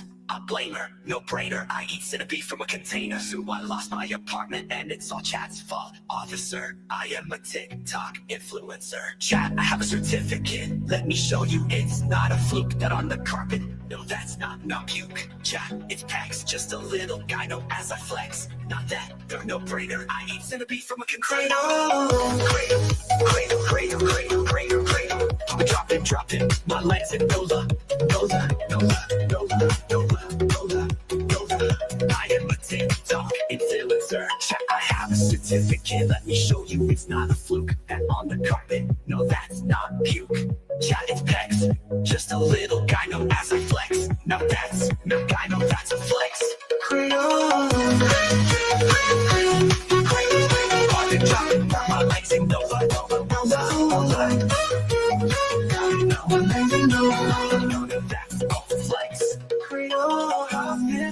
Dropping my legs in Nola. Gyno. Guys in a TikTok influencer. And no, that's not puke. I never get tired of watching that. It's funny. I opted for some chocolate instead of a Dr. Pepper, which to me is just as good. So I was like, do I still want a Dr. Pepper? I think I want some chocolate. I mute again, dude. I was on mute again. I was gonna say You were on mute. now I'm gonna want some chocolate. That's my number one favorite, and I will never stop. I eat chocolate. I'm every good day. with chocolate as long as I don't Love have it. But that's everything. I'm good as long as I don't have it for a while. But then when I have one, Right. okay. The best are like those little Dove chocolates. It's like Oh God, the Dove pop Yeah. those all day. I Best. love those. Love those. Did y'all enjoy the song? Seems like somebody on YouTube did not like the song, but oh well. Wow. Can't make everybody happy. You can't. Not in this world. You can only make yourself happy. If you don't like what we're showing, there's somewhere else you can go to watch something else. See ya. Go become Mike Tyson's ass right now. Oh, you guys missed that last night. Mike Tyson showed his ass. His He literal did? ass. I saw a clip Yes. of it. What did he do? What happened? He turned away from an interview and was walking back another way, and his full moon right there. We got moon. Wow. Oh man. Don't let the door hit you where the good Lord split you. He said she's tired of looking at that armpit. That's funny. I was catching up on the comments. And then I got to thinking, because I shook Mike Tyson's hand, right? So I'm thinking when I saw his ass last night, I was like, this has got to be the same hand he wipes his ass with. Yeah, I saw you were posting that picture when you met him. Yeah. Bud posted his too. That's so cool. Hershey Kisses and Kit Kats. Yeah. Oh, wait. Oh, I'm talking about Mike Tyson. I think you're talking about something. That was when we were having the chocolate discussion. Misty, you're so funny. We got to see Chocolate Moon Pie last night. Now here's a good one from Sam. His ass was buffering. Yeah. Oh my God, y'all. I'm telling you, if you didn't watch it last night live, it was buffering so bad. Is there a replay of the event? Probably. Yeah, probably. I haven't went to look today, but I don't know if the replay would be How buffering old or is he not. now? But Right. I mean, how old is he? I mean, I just feel like Mike it Tyson, wasn't- 58. 58. And Jake Paul is how old? Not very old. I don't know, some young shit. Late Yeah. 20s? I feel like I'm maybe? old enough to be his mom. Yeah. So I mean, he's got to be in his 20s, I think. I couldn't imagine that. I mean, that's a year older than me. I couldn't imagine getting up there and boxing somebody at my right? Oh man. But with Kratom, I could. With Kratom, I could. With There you Kratom, I go. could try. Yeah. Yeah, because of Kratom. All right, let's finish watching. We're going to watch another segment. It's about 10 minutes long. Thank you to Misty for queuing it up. Yeah. Well, there's something. There's more to not knowing about Kratom culturally that's happening right now. Is that when people end up in that position where they have to go to rehab for it, doctors, nurses, a very small percentage of them know how to deal with it. There is not a standard protocol for how to get to take somebody through with their withdrawal experience. And fucking taper. Another thing I've made a long list of is all the things that I've talked about people using to get through their withdrawals. But even people whose job it is to get people through withdrawals or get them through a detox, they don't know how to treat it. And primarily it's being treated like opiate withdrawals. So yeah, Suboxone, naltrexone, a bunch, like even just sedatives, benzodiazepines can help. Then you're flirting with a potential other addiction, but it is not entirely known because it's too new of a cultural addiction how to deal with somebody in that state. And some of the people in the groups I'm in have said that they're addicted to other things just so they could get a different treatment plan because they were laughed at when they said, I mean, maybe not literally, but Yeah, not taken seriously, to say that they got addicted to Kratom. And so that's a bad part of it too, to not know how to deal with somebody who's going through a very severe experience because there isn't a protocol for it. Yeah. Rough. I don't know if I think it ought to be banned or not. And because of that, like I feel like the FDA is likely to just use blunt instruments here. They're either going to go, it's fine, or completely ban it. I think the answer might be more like regulating it like a weed, like an alcohol. Yeah. But short of that, where we are now, you two are full-grown adults. I have a almost 13-year-old son. Yeah. And I know that insanely stupid things we used to do, get in cars, people were drinking whatever, to drive to the worst imaginable neighborhoods to buy a nickel bag of weed. Yeah. If we could have gotten shots of Kratom at our 7-Eleven, everybody and nobody would have been like, because it took me a long time with drinking and drugs and stuff to go, when you do it this much, it kind of works for you. When you do it, that's when it becomes, and it was, I had to learn the lesson a lot of times of that's too far for you. And even still, sometimes as a grown up, I fuck up a little bit. If I'm 13 and I just have easy access to that stuff, and frankly, even if they make it illegal in San Diego, if I'm a kid in San Diego, I could probably figure out how to get some.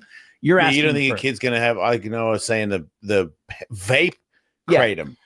That's what like, I'm saying, dude. Kids vape, they don't know any different. I don't even know and what it's to like think back, about that. when we were kids, like if you do heroin, you don't care anymore, right? You know, like I remember even when I did coke for the first time, I kind of didn't care anymore. Yeah, I'd lost it a little bit. Well, and doing a vape pen, it's like, man, what's a big deal? Right. And next thing you know, your life is ruined. Right. We, at least for us, those things were illegal, which made them somewhat hard to get. But also there was the vast cultural taboo. Yeah. You know, the handful of times I dabbled in very hard drugs, I was like, I'm a desperado right now. This is bad things can happen when you do. Of course, I was oblivious enough that I was like, well, probably won't be me.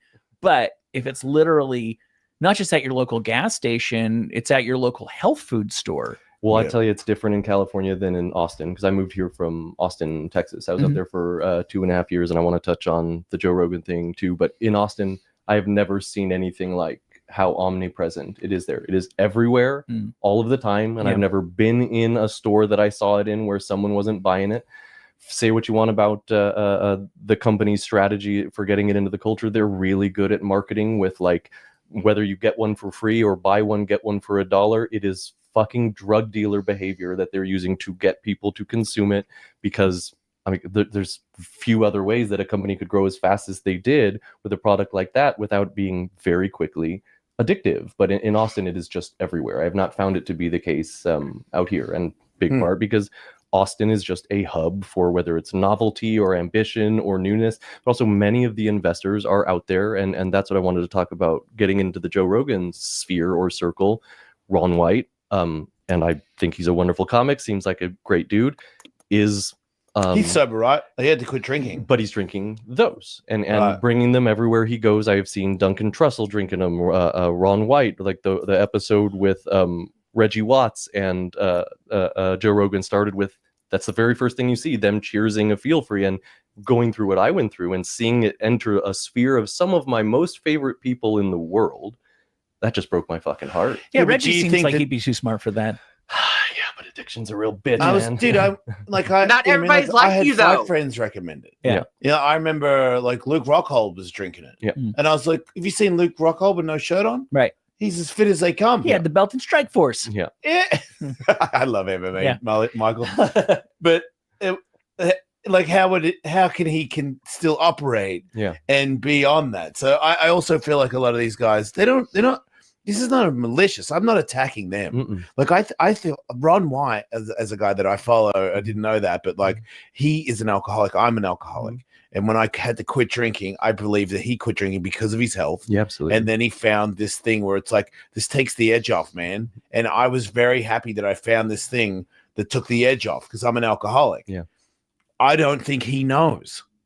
I really believe that. Yeah, I could see that. And I think that like I said on social media, like, hey man, this shit ain't that cool. And the people that were coming at me, I was like, why are you coming at me aggressively? I'm not saying like, hey, all the Kratom people in the world are dumbasses. Yeah. I'm saying, hey guys, watch out. I just got off it and it was wow. Yeah. It was really hard to get off. Yeah. It kind of feels like it's like pretty heavy. I wonder if everybody knows about it. And I'm not saying everyone get off it. If you take it right now, you're a dickhead. I'm just saying, hey, everybody, watch out. Yeah. That's it. Yeah. It's Well, pretty unfortunately, gnarly. I think we've all allowed ourselves to be conditioned to a world and largely a social media world where as soon as somebody has an opinion, it's like, well, obviously let's split into 2 camps and call each other fucking morons. Yeah. Like there are other ways of discussing Yeah. nuanced issues than that. For sure. But for me, it's been years since I went through that. And it took me about 6 months to come to terms with that. I don't care what someone has to say about my experience. Like, it doesn't change what happened. And all I'm trying to do is share truth and information. And if that makes you say, fuck me to that, that's fine. It's insanity. It has nothing to do with me. Did yours start in 2020? And I have a specific reason. Did you start drinking them in 2020? Mhm. So do you remember that they initially had silver caps Mhm. and that they switched to Yeah, black caps. Yeah. All right. So that's something we talk about in the groups that I'm in, that What does that mean? it was so fucking potent. Like during the trend, Which one? When The black cap or the the sil- initial one. So when they Okay. started to get carbonated and kind of go rotten, I don't know if you noticed this, but I was early in 2020, right when it came out that I was drinking them. Almost every batch, there was variability. They didn't have a system to it yet. Yeah. And some were so potent, like I could drink a bottle and fucking pass out like a junkie. And on who a knows bed what was and in would have them. just been pleased Yeah. to do that. Wow. I mean, that's And the then as whole they started to thing. get It's like, they're not carbonated even was also bringing that up. Yeah. Like they, if it were me and these guys, I mean, they're not young dudes. I mean, my first thought would be like, what is in this stuff? Right. I would be going Right. on a, to figure out. I don't know. Why are they And- chasing a high and Yes. abusing this? They became Feel Free's guinea pigs when Feel Free launched. Yeah. Just Yeah. like the 7OH bullshit ass tablets now, the people that are taking them are the literal lab rats for them. I thought they always say when it comes to the extracts and these things that are synthesized that there is more accuracy in the dose. That's what they always say. Yeah. Yeah. Doesn't sound like that was the case when those were new, from what he's describing as a that's very crazy active that there was user. such a discrepancy in them. Yeah. Well, it's because it's not regulated. You know what Yeah. I'm saying? So, I mean, just like with 7OH, it's not regulated, even though it's synthesized. People are just making whatever they, Yeah. whatever they come up with, they sell it. It has no type of process it goes through. And It's it makes crazy. me wonder if Feel Free even has mitragynine in it at all. Yeah. Is it the actual 7OH? Right. Interesting. We'll never know. No. I thought Unless he was going to somebody's give got like a original- reason Well, about somebody take some and test it, do some outside Yeah. testing. Yeah. Or took an older one, like one of the first, like what he's Yeah. talking about. I thought he was going to have an actual like answer for it. And he's like, oh, we just noticed it was more potent. I'm like, oh, he's going to tell it here. He's going to explain into it. It's like, nope. Yeah. No. Right. Because when I was at that champ show, what was explained to me was that when a product has proprietary blend on it as an ingredient, that's the vendor's secrets. Yeah. They don't list what's in it. They just list proprietary blend. I've It's heard like that it's too. like a chef giving away its secrets to their recipes. Right. Right. Yeah. It's their way of not having to divulge it. Yep, their legal loophole. Yeah. There's a few more minutes left of this segment. I'll keep going.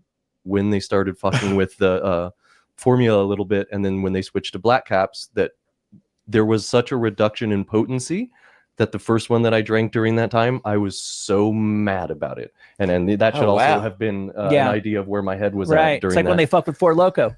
Any of it, that you go to get a bag from your person and you do the thing and you're like, that didn't get me. Yeah, somebody stepped on this. Yeah, dude, somebody's cutting this with who knows what. And so it's a distinction in the timeline of the company that if you were on it during the silver cap days, you're in a slightly more secret club than the other people. Not to say it's not potent now and severe, because it is. It seems to be about 5 days of pretty severe withdrawals for even high quantity dosing.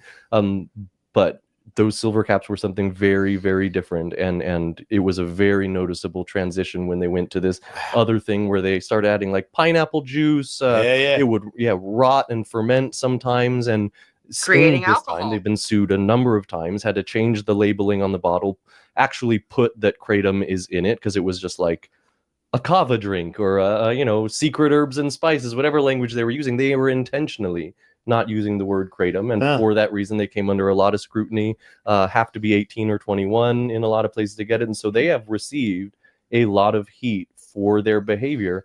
But I've been saying this for years, that not until a famous person, a wealthy person, the child of either one of those has a severe, troublesome reaction to it, are we going to see an acceleration in the understanding of this. And in the meantime, doing things like this, bit by bit, drop by drop, is the only way that I can see. Like I've talked through dozens of people through their withdrawals just through my Instagram posts, way more than that in this group. Not a day goes by where a new person doesn't enter this WhatsApp group that I'm in, called the Feel Free Sobriety Group. It's delightful. WhatsApp. That every single day someone comes in and they are absolutely fucked. Their family is ruined. Their health is done. They're drinking as many as 18 a day. God.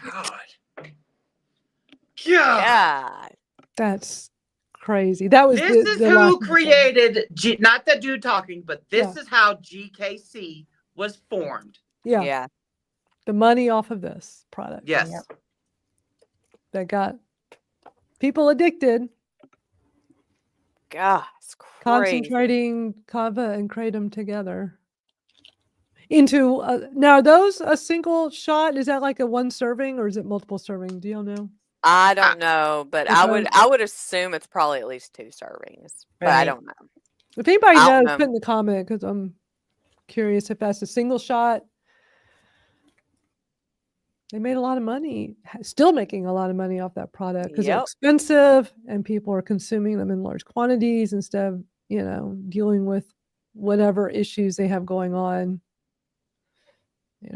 And then they add like you said, the pineapple juice. So he essentially fermented it to make it like alcohol, and the dude was in prison, so he would know how to make prison hooch.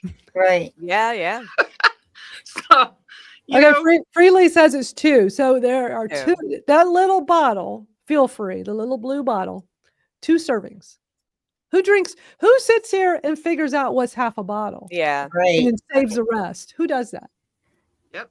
No. And so then if he was drinking 18 bottles a day, that is 36 servings, right? That's crazy too. Well, and depending on how they extract the kratom, be it through, alcohol extraction. If it's through alcohol extraction, then there could even be more alcohol in it from that. Yep. Yep. And like I said, there's no studies to show the kratom and kava mixture, the combination. Right. There's no studies to show that. he still has yet to produce his studies to the AKA that he claims he has. And he's trying to get laws adjusted. Yep. To benefit his company. Going around to the states that already have the KCPA as law to get that changed to benefit that company. Just like that whole law that he was Ridiculous. trying to pass in California, it would have benefited him and him only. Right. Having to the fee to regulate your product to California would have been over $100,000 a year. When in Just the for state the of first Utah, year. just For for the the first first year. year. And in the state of Utah, it's only 200 and something bucks a year. Mm-hmm. Now he's all on this fucking temper tantrum because technically his products violate the KCPA in Utah. So now the Department of Agriculture in Utah has delisted him. So he's on this little rampage. Yeah. Hiring fake actors. And speaking of, that's what we're going to watch next. Is we're going to watch something we watched last week, but it's just a perfect timing to watch this again if anybody was not with us last week.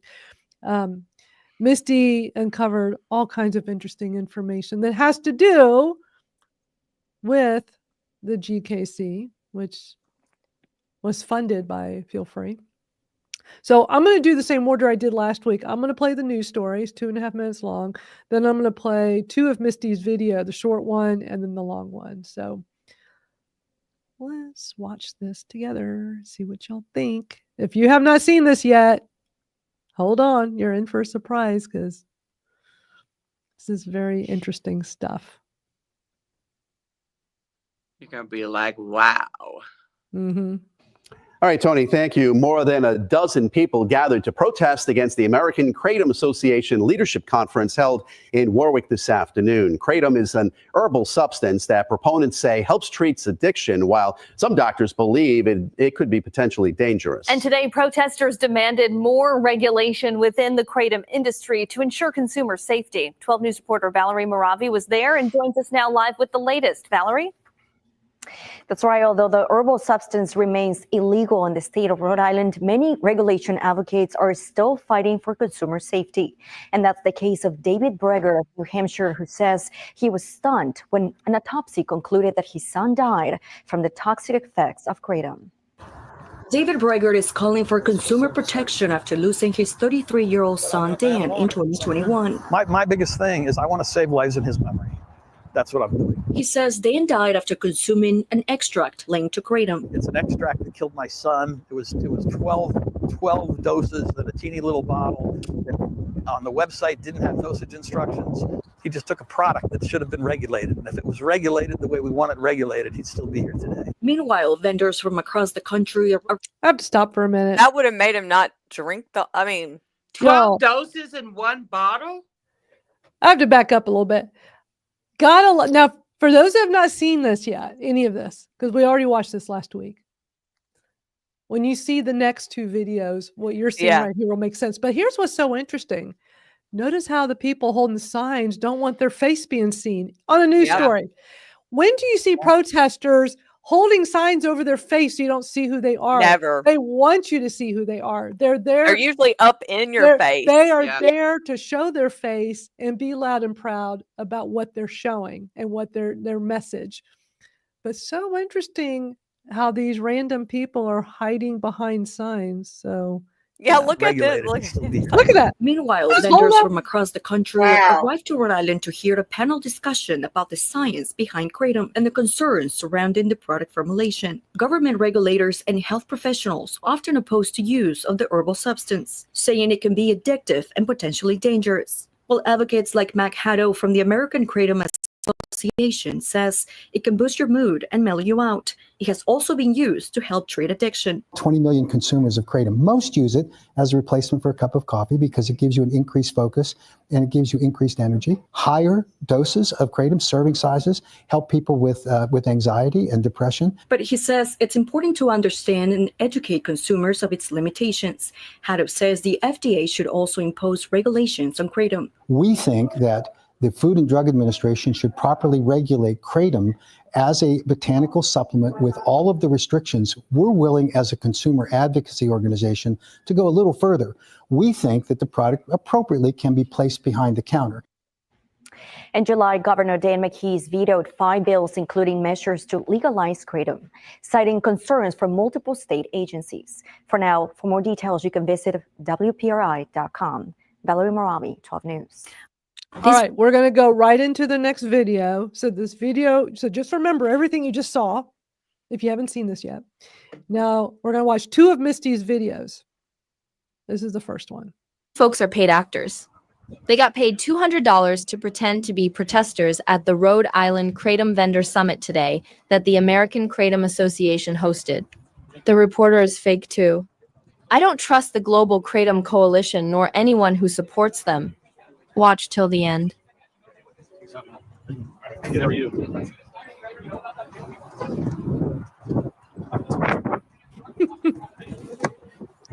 Cover your face.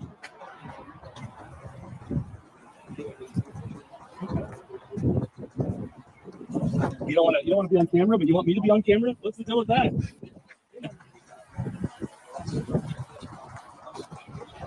Golly.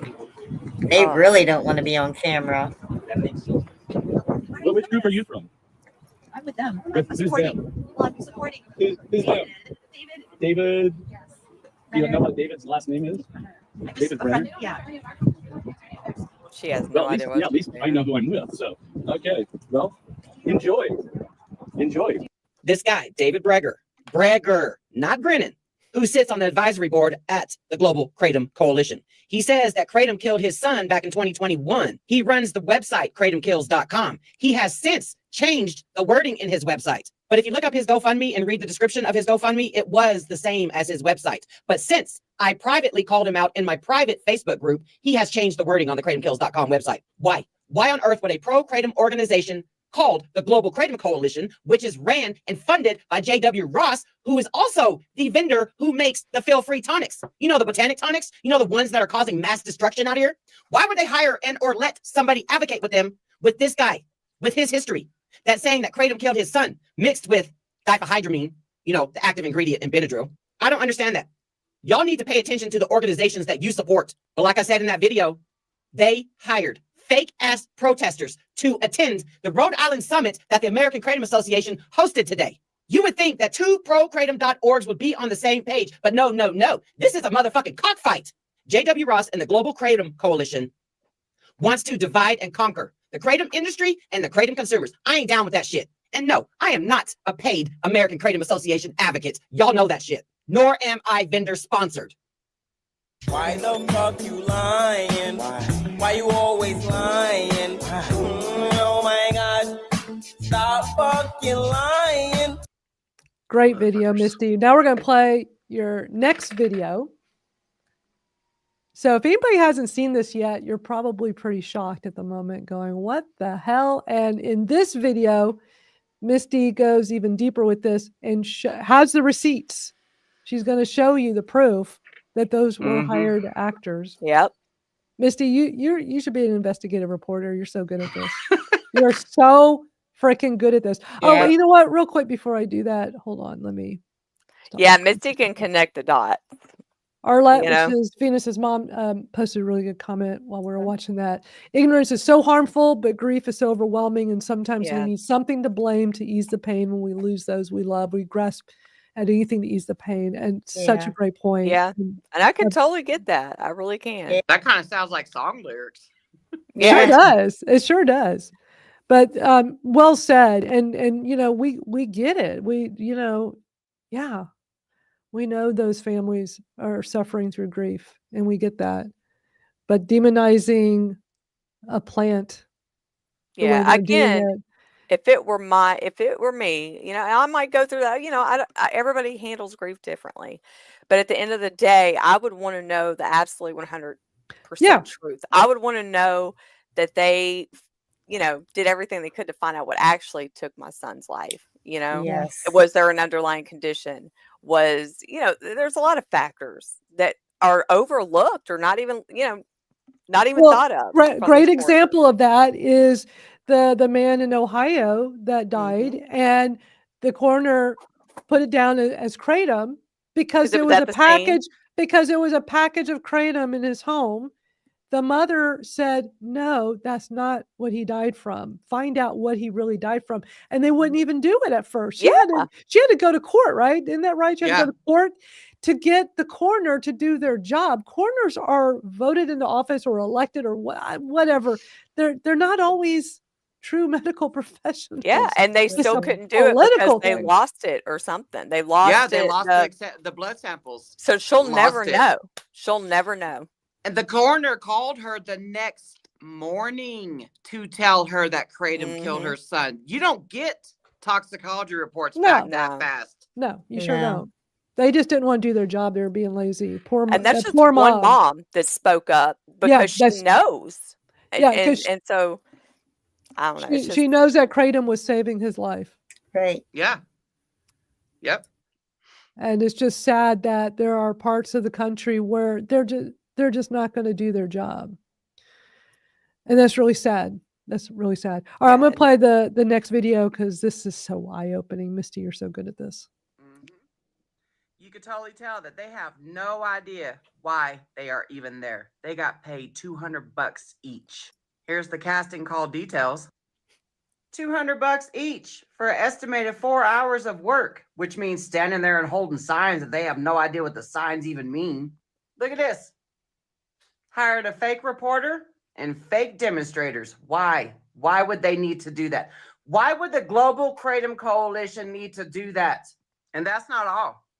Whoever is running this news story, WPRI's YouTube channel, they are deleting our comments. I know I commented on their post last night. It's no longer there. I commented earlier today. My comment is no longer there. I emailed the news reporters. I haven't heard anything back. But is somebody paying somebody to silence us that know the truth? So before I show you the news story, let me give you a little background on this David Breger dude. He says that his son died from a kratom overdose in 2021 in Colorado. Toxic effects of kratom and diphenhydramine, which is the active ingredient in Benadryl. He is heavily involved in our opposition group. He has a kratomkills.com website. He has a GoFundMe where he raised $6,100 so that he could go nationwide to get kratom put on the Schedule 1 drug list. Now, the Global Kratom Coalition is ran by this guy named J.W. Ross, who happens to be the owner of those little dark blue bottles, feel-free tonics. Now, why on earth would GKC, aka J.W. Ross, aka feel-free tonics, why on earth would they have an anti-kratom person sitting on their advisory board, their advocate advisory board? Is he a planted mole? Anyways, check out the news story. Thank you. More than a dozen people gathered to protest against the American. Misty, do you know if my comment's still up there? I haven't been back on the news story because that's okay. So what Misty's showing here is the news story we watched in Rhode Island. I had gone to their Facebook, their YouTube, and that's my comment on there.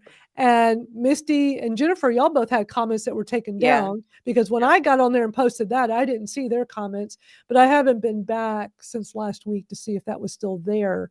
But it's just like this. Like, do they just think that people don't put two and two together and figure out what's really going on? And then the news station won't listen and at least they still haven't emailed me back either.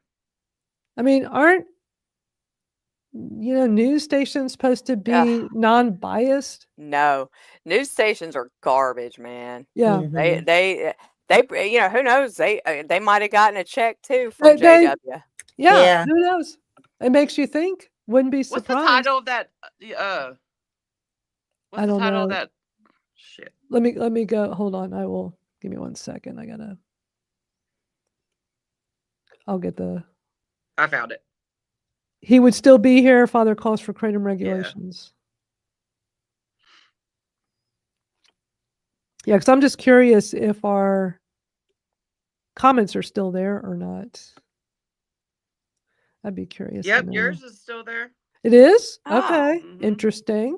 I wasn't expecting it to be since they took y'all's down. I did include the link though to Missy's video, so And- I don't know. And here's what's so weird, y'all.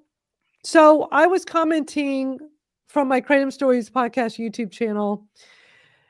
And so many times when I comment on anybody's video from that account, it has the word Kratom in it, right? Kratom Stories Podcast. So many times I'll do a comment and it's as if it never even happened. That Bloomberg documentary we watched, you know, they got all those gazillion views, gazillion comments. I posted on there so quickly with a comment from that account. It was as if it never existed. And then I go do one from my personal one and it was immediately there. And it really, sometimes I wonder, having the name Kratom in my name, like my Gmail, sometimes a lot of times people don't get emails from me because my email is Kratom Stories Podcast at Gmail. So many times people will find it in their spam folder. And it's just crazy. And it really makes me wonder, because it has the name Kratom in these things, that I get suppressed a lot. It's insane. And I'm not going to change the name. I shouldn't have to. Right. I should not have to. I know that when I first commented on there, I included the link. I don't remember what link I included, but I included the link on that one. And then I think it was the link to my video. I don't fucking know. But so, and then the next day when I went to go look after you commented, I commented without the link, you know, so twice my comment was removed and then Jennifer's was removed. They just don't But want yours is still there. Okay. They just don't want pushback, I guess. You know, or are they because you were like calling them out. I mean, my comment says shameful that the anti-Kratom, I don't know, you're covering it, something had hired actors. I mean, I'm pretty much calling them out too. Yeah. And linking to your video. So I'm surprised it's still there. All right, let me finish playing the rest of this. A dozen people gathered to protest against the American Kratom Association leadership Yeah, conference. you can just fast forward that part. Kratom is an Oh, you want me to? substance that proponents say helps treat addiction, while some doctors believe. Where do you want me to go to? Like, just fast forward this?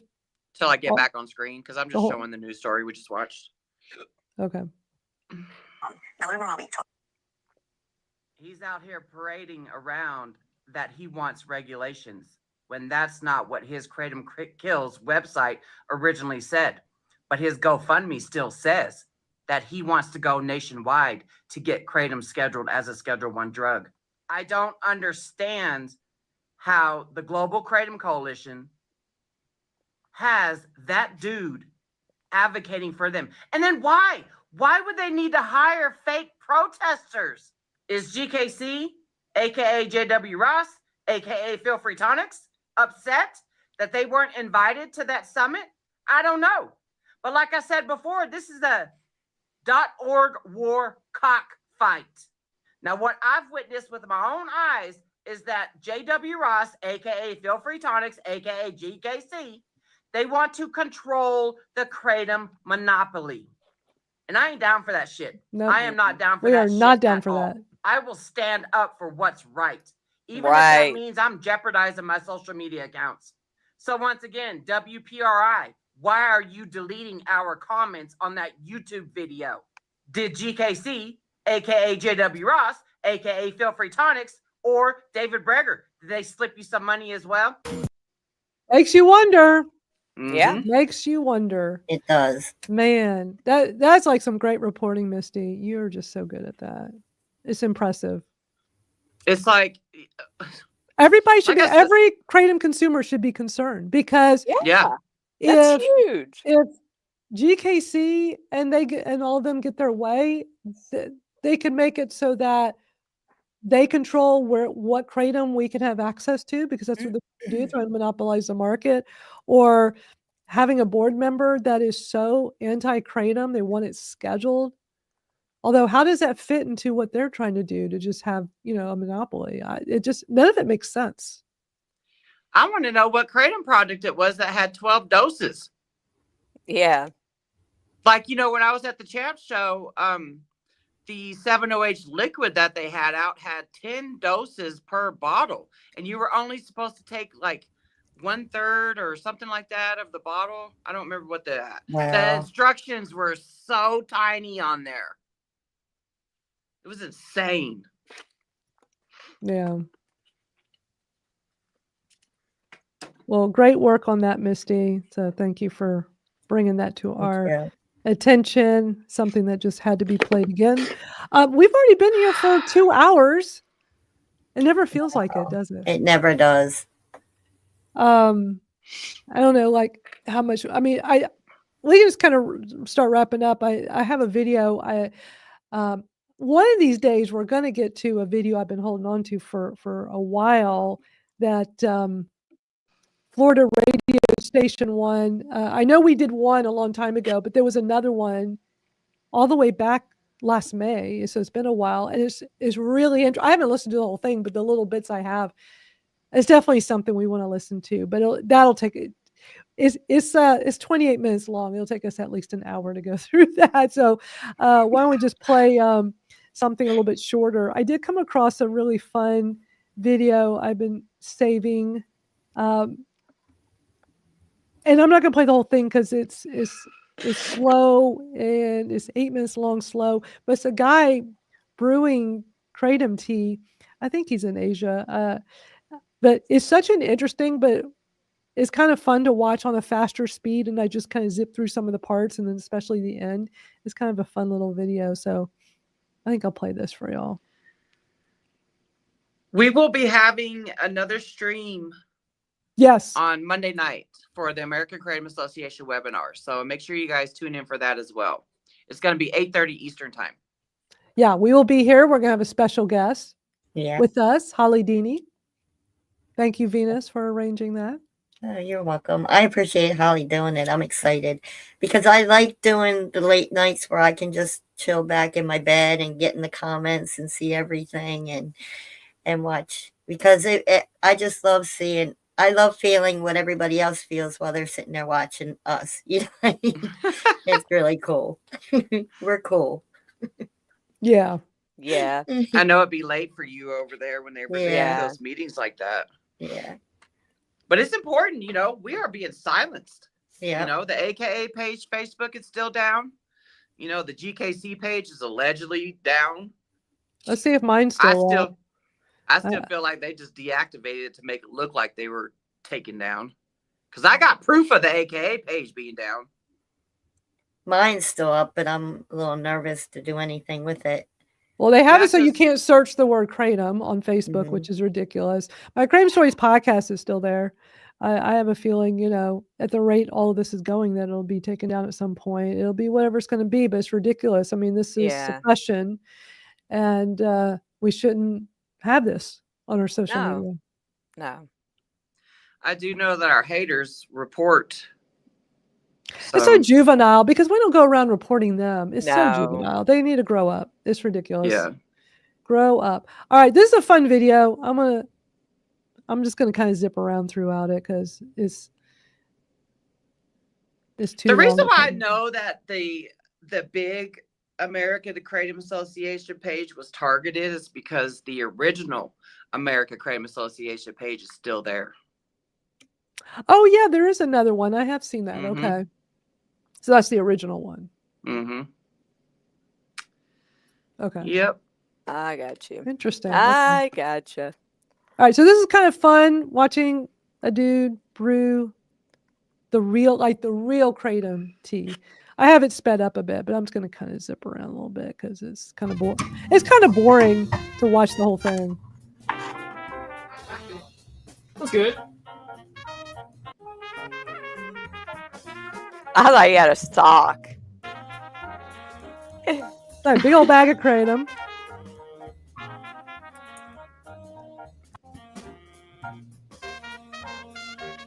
I mean, he could have made this like a 2-minute video, you know? Yeah.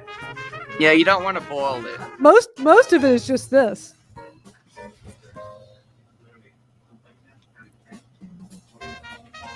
I don't like the smell when it's simmering. He's funny. He's always making little gestures.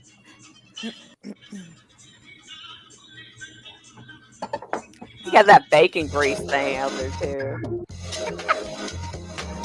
I have this at 1.5 speed.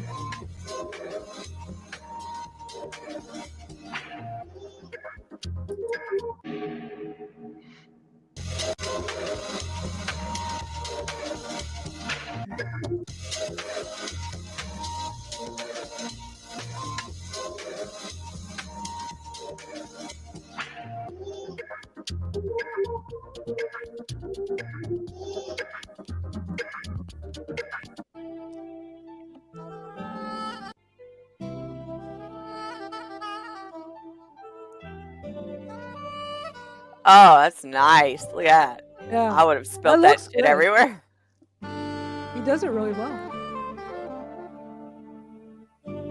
Up at regular speed. It gets kind of fun at the end.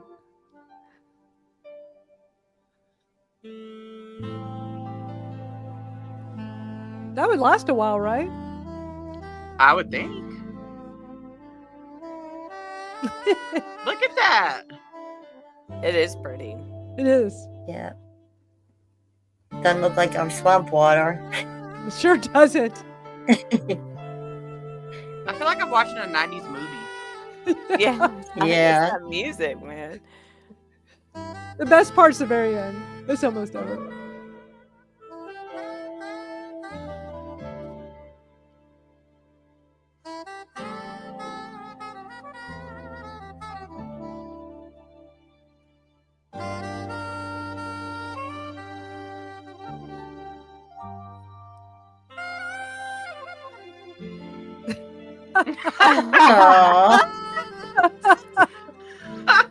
Oh, I feel the same. Isn't that great?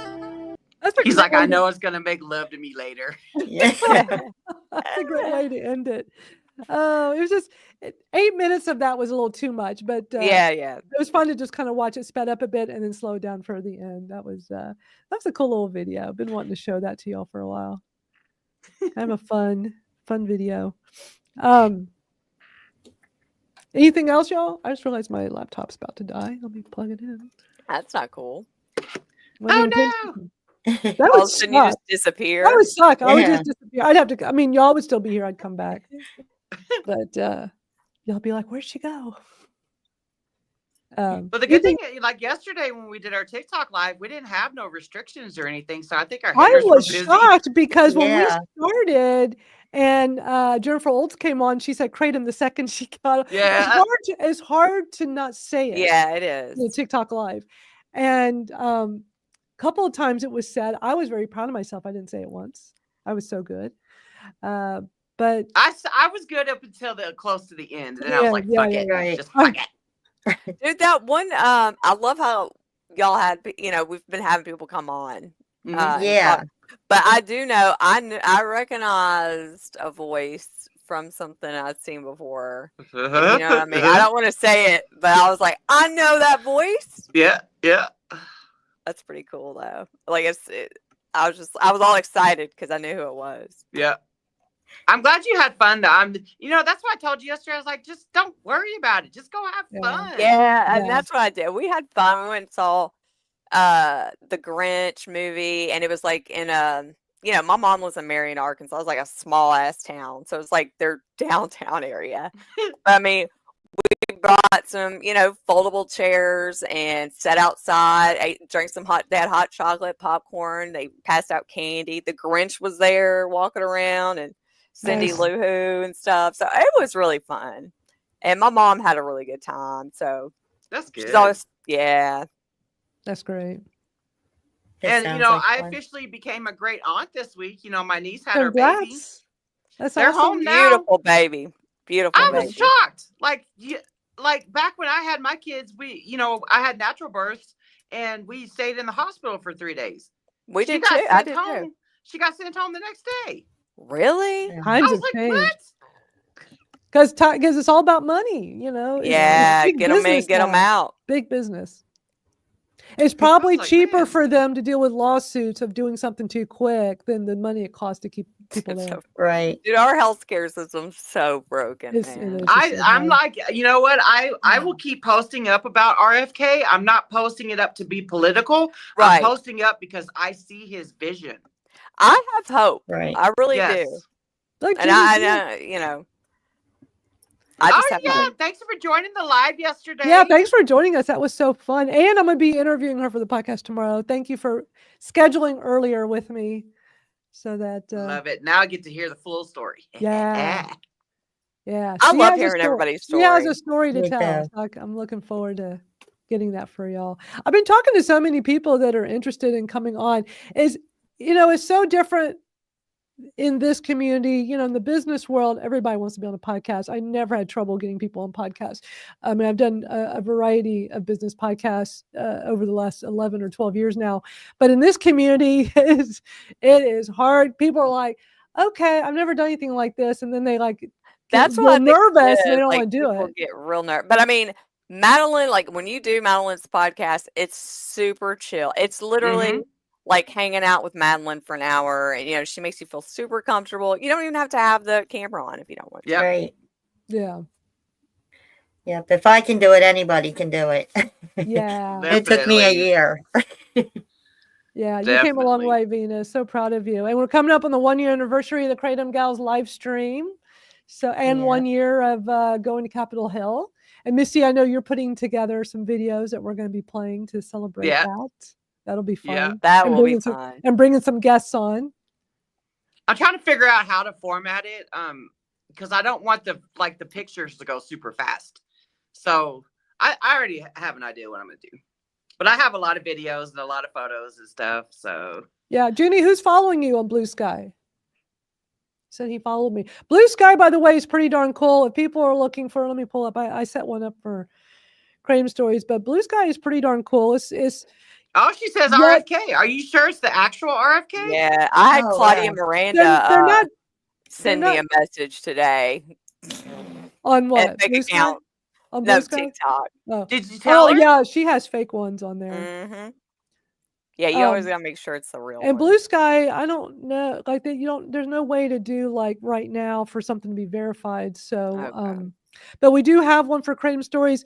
And for those that don't know, so it's yet another social media platform. It actually came out early last year. It's called Bluesky. A lot of people were getting frustrated with X, and people really were not digging threads all that much. So it became an alternative. And it was initially developed by Jack Dorsey. He was part of the people that put it together, who was one of the founders of Twitter. He used to be the CEO of Twitter. But he is no longer has any affiliation with Bluesky now, which is, so if anybody's like, oh, I don't want to be on a social media site by the ex-Twitter guy, is not that way. It's really refreshing. I really enjoyed being on there. And so I do have one set up. So if anybody here gets on Bluesky, let me pull it up so I can show you. Be sure to come join me there.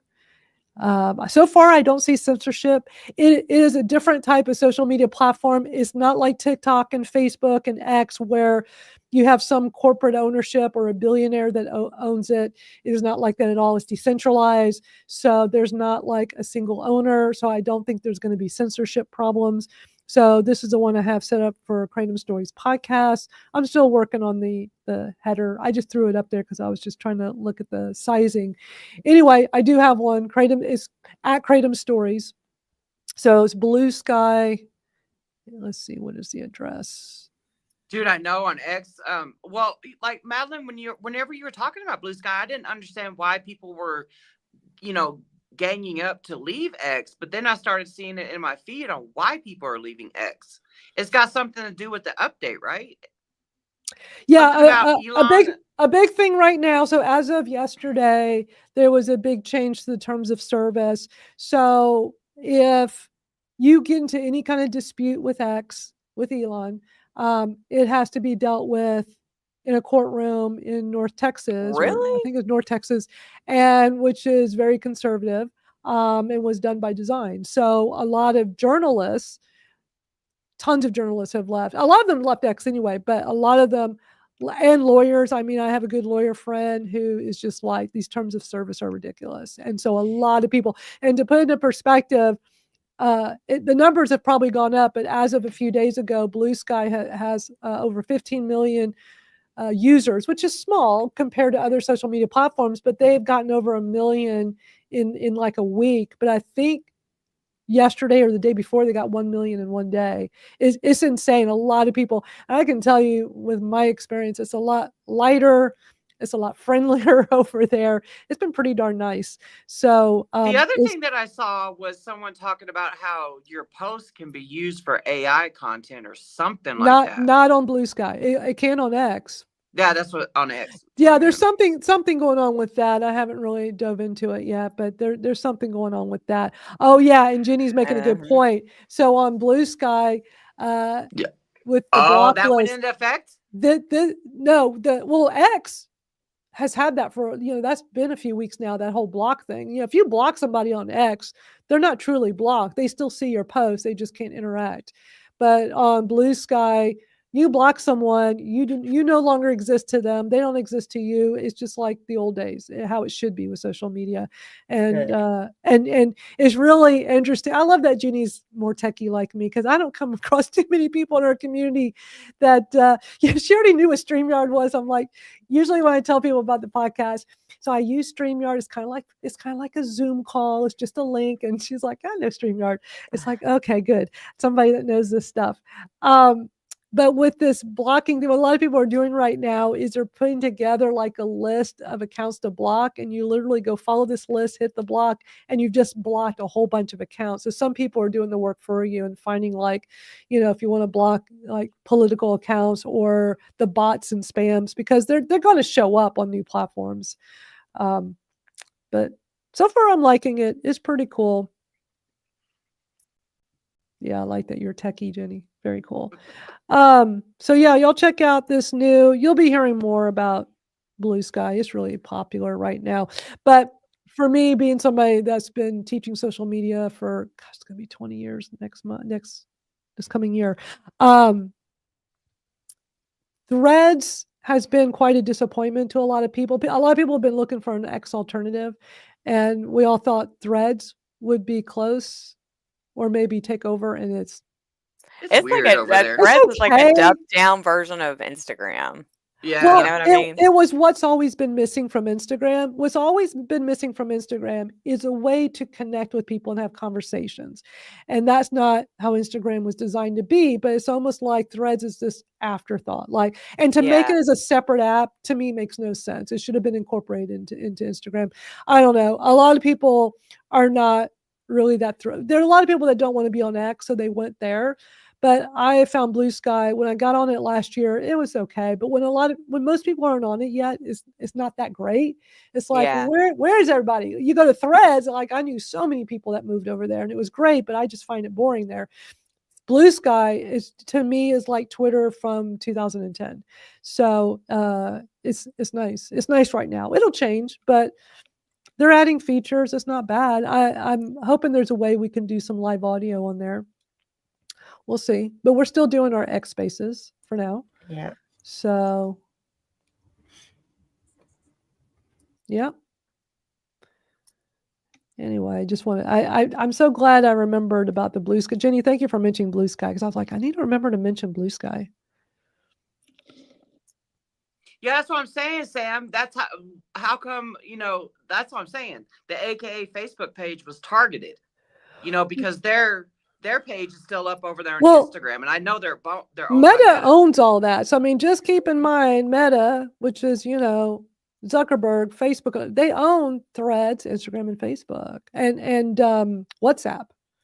That's all one company, which is Meta. So yeah. All right, y'all. Well, why don't we close out with that fun song, that Kratom song, our little jamming cool song we've been closing out with. Oh, is that Ash? This is Kitty. Oh, Kitty Kruger. Hey, Kitty Kratom Kruger. legal. It's always Ash that's been coming on staring at us on the camera. I can't tell them apart now. Oh, so cute. Black cats are the best, man. Y'all, these memes of the Mike Tyson fight, they're hilarious. I bet. So y'all come join us Monday night for the AKA webinar. We're going to live stream it here. We'll be back next Saturday for more videos. And yeah, always a great time here. Thank y'all so much for hanging out. And Friday on TikTok. And Friday on TikTok. And Friday on TikTok and Thursday on X. We are all over the place. We do lots. It's so much fun. It's fun. Yeah, like I was talking about on Spaces the other day. I had a dream the other night. I slept really hard, but the entire night I just dreamt about advocating. Like I was doing, like it was like one of those like really vivid dreams, you know, and I can't even remember like typing stuff and talking. And I woke up and I'm like, well, it's kind of like, here we go, just a continuation of my life. Right. But you know, I wouldn't have it any other way. Yeah.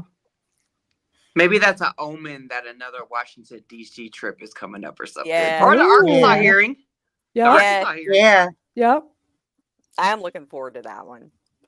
I just need a date. And then I'm Right. gonna crowdfund you guys. So you know, whenever I crowdfund for this to get advocates out there to the Arkansas KCPA hearing, we gotta go support Julian Price and her fam. Yep. You know, Right. we won't let Marshall Price's death be in vain. No That's way. right. We sure won't. Christopher, thank you for joining us. We appreciate your support. Thank you so much. Yeah, and tell Holly to, you know, thank her for coming on Monday night with us. Yeah. Yeah, I really appreciate that too. All right, we're going to play our favorite new Kratom song to close out. A different one than the bathroom break song. And we'll see y'all Monday night. Thanks everybody for coming. Bye. Thank you. Bye-bye.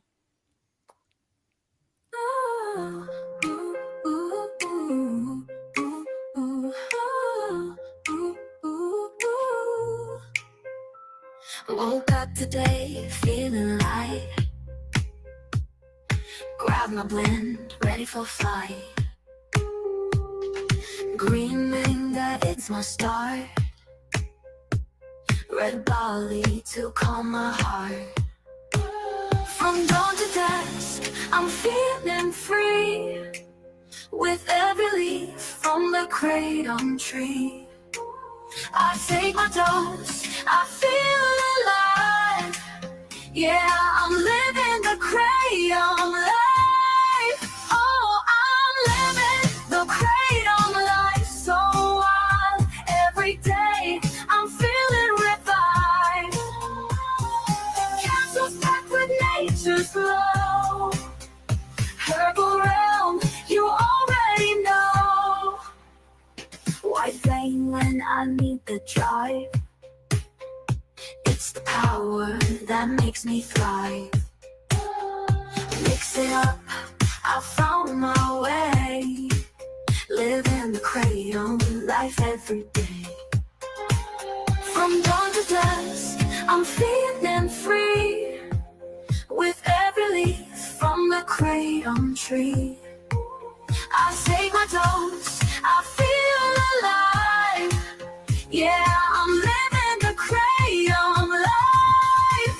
Oh, I'm living the kratom life so wild. Every day, I'm feeling revived. Capsules packed with nature's glow. Herbal realm, you already know. You already know.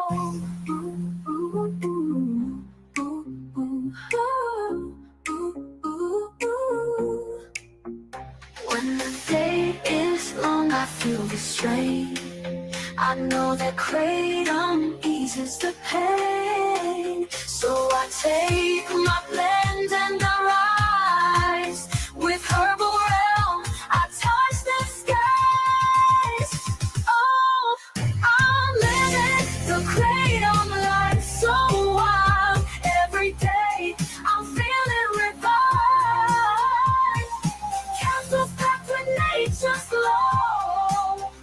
Herbal realm, you already know. Yeah, I'm living the kratom life. Ooh, ooh, ooh, ooh, ooh, ooh, ooh, ooh, ooh. When the day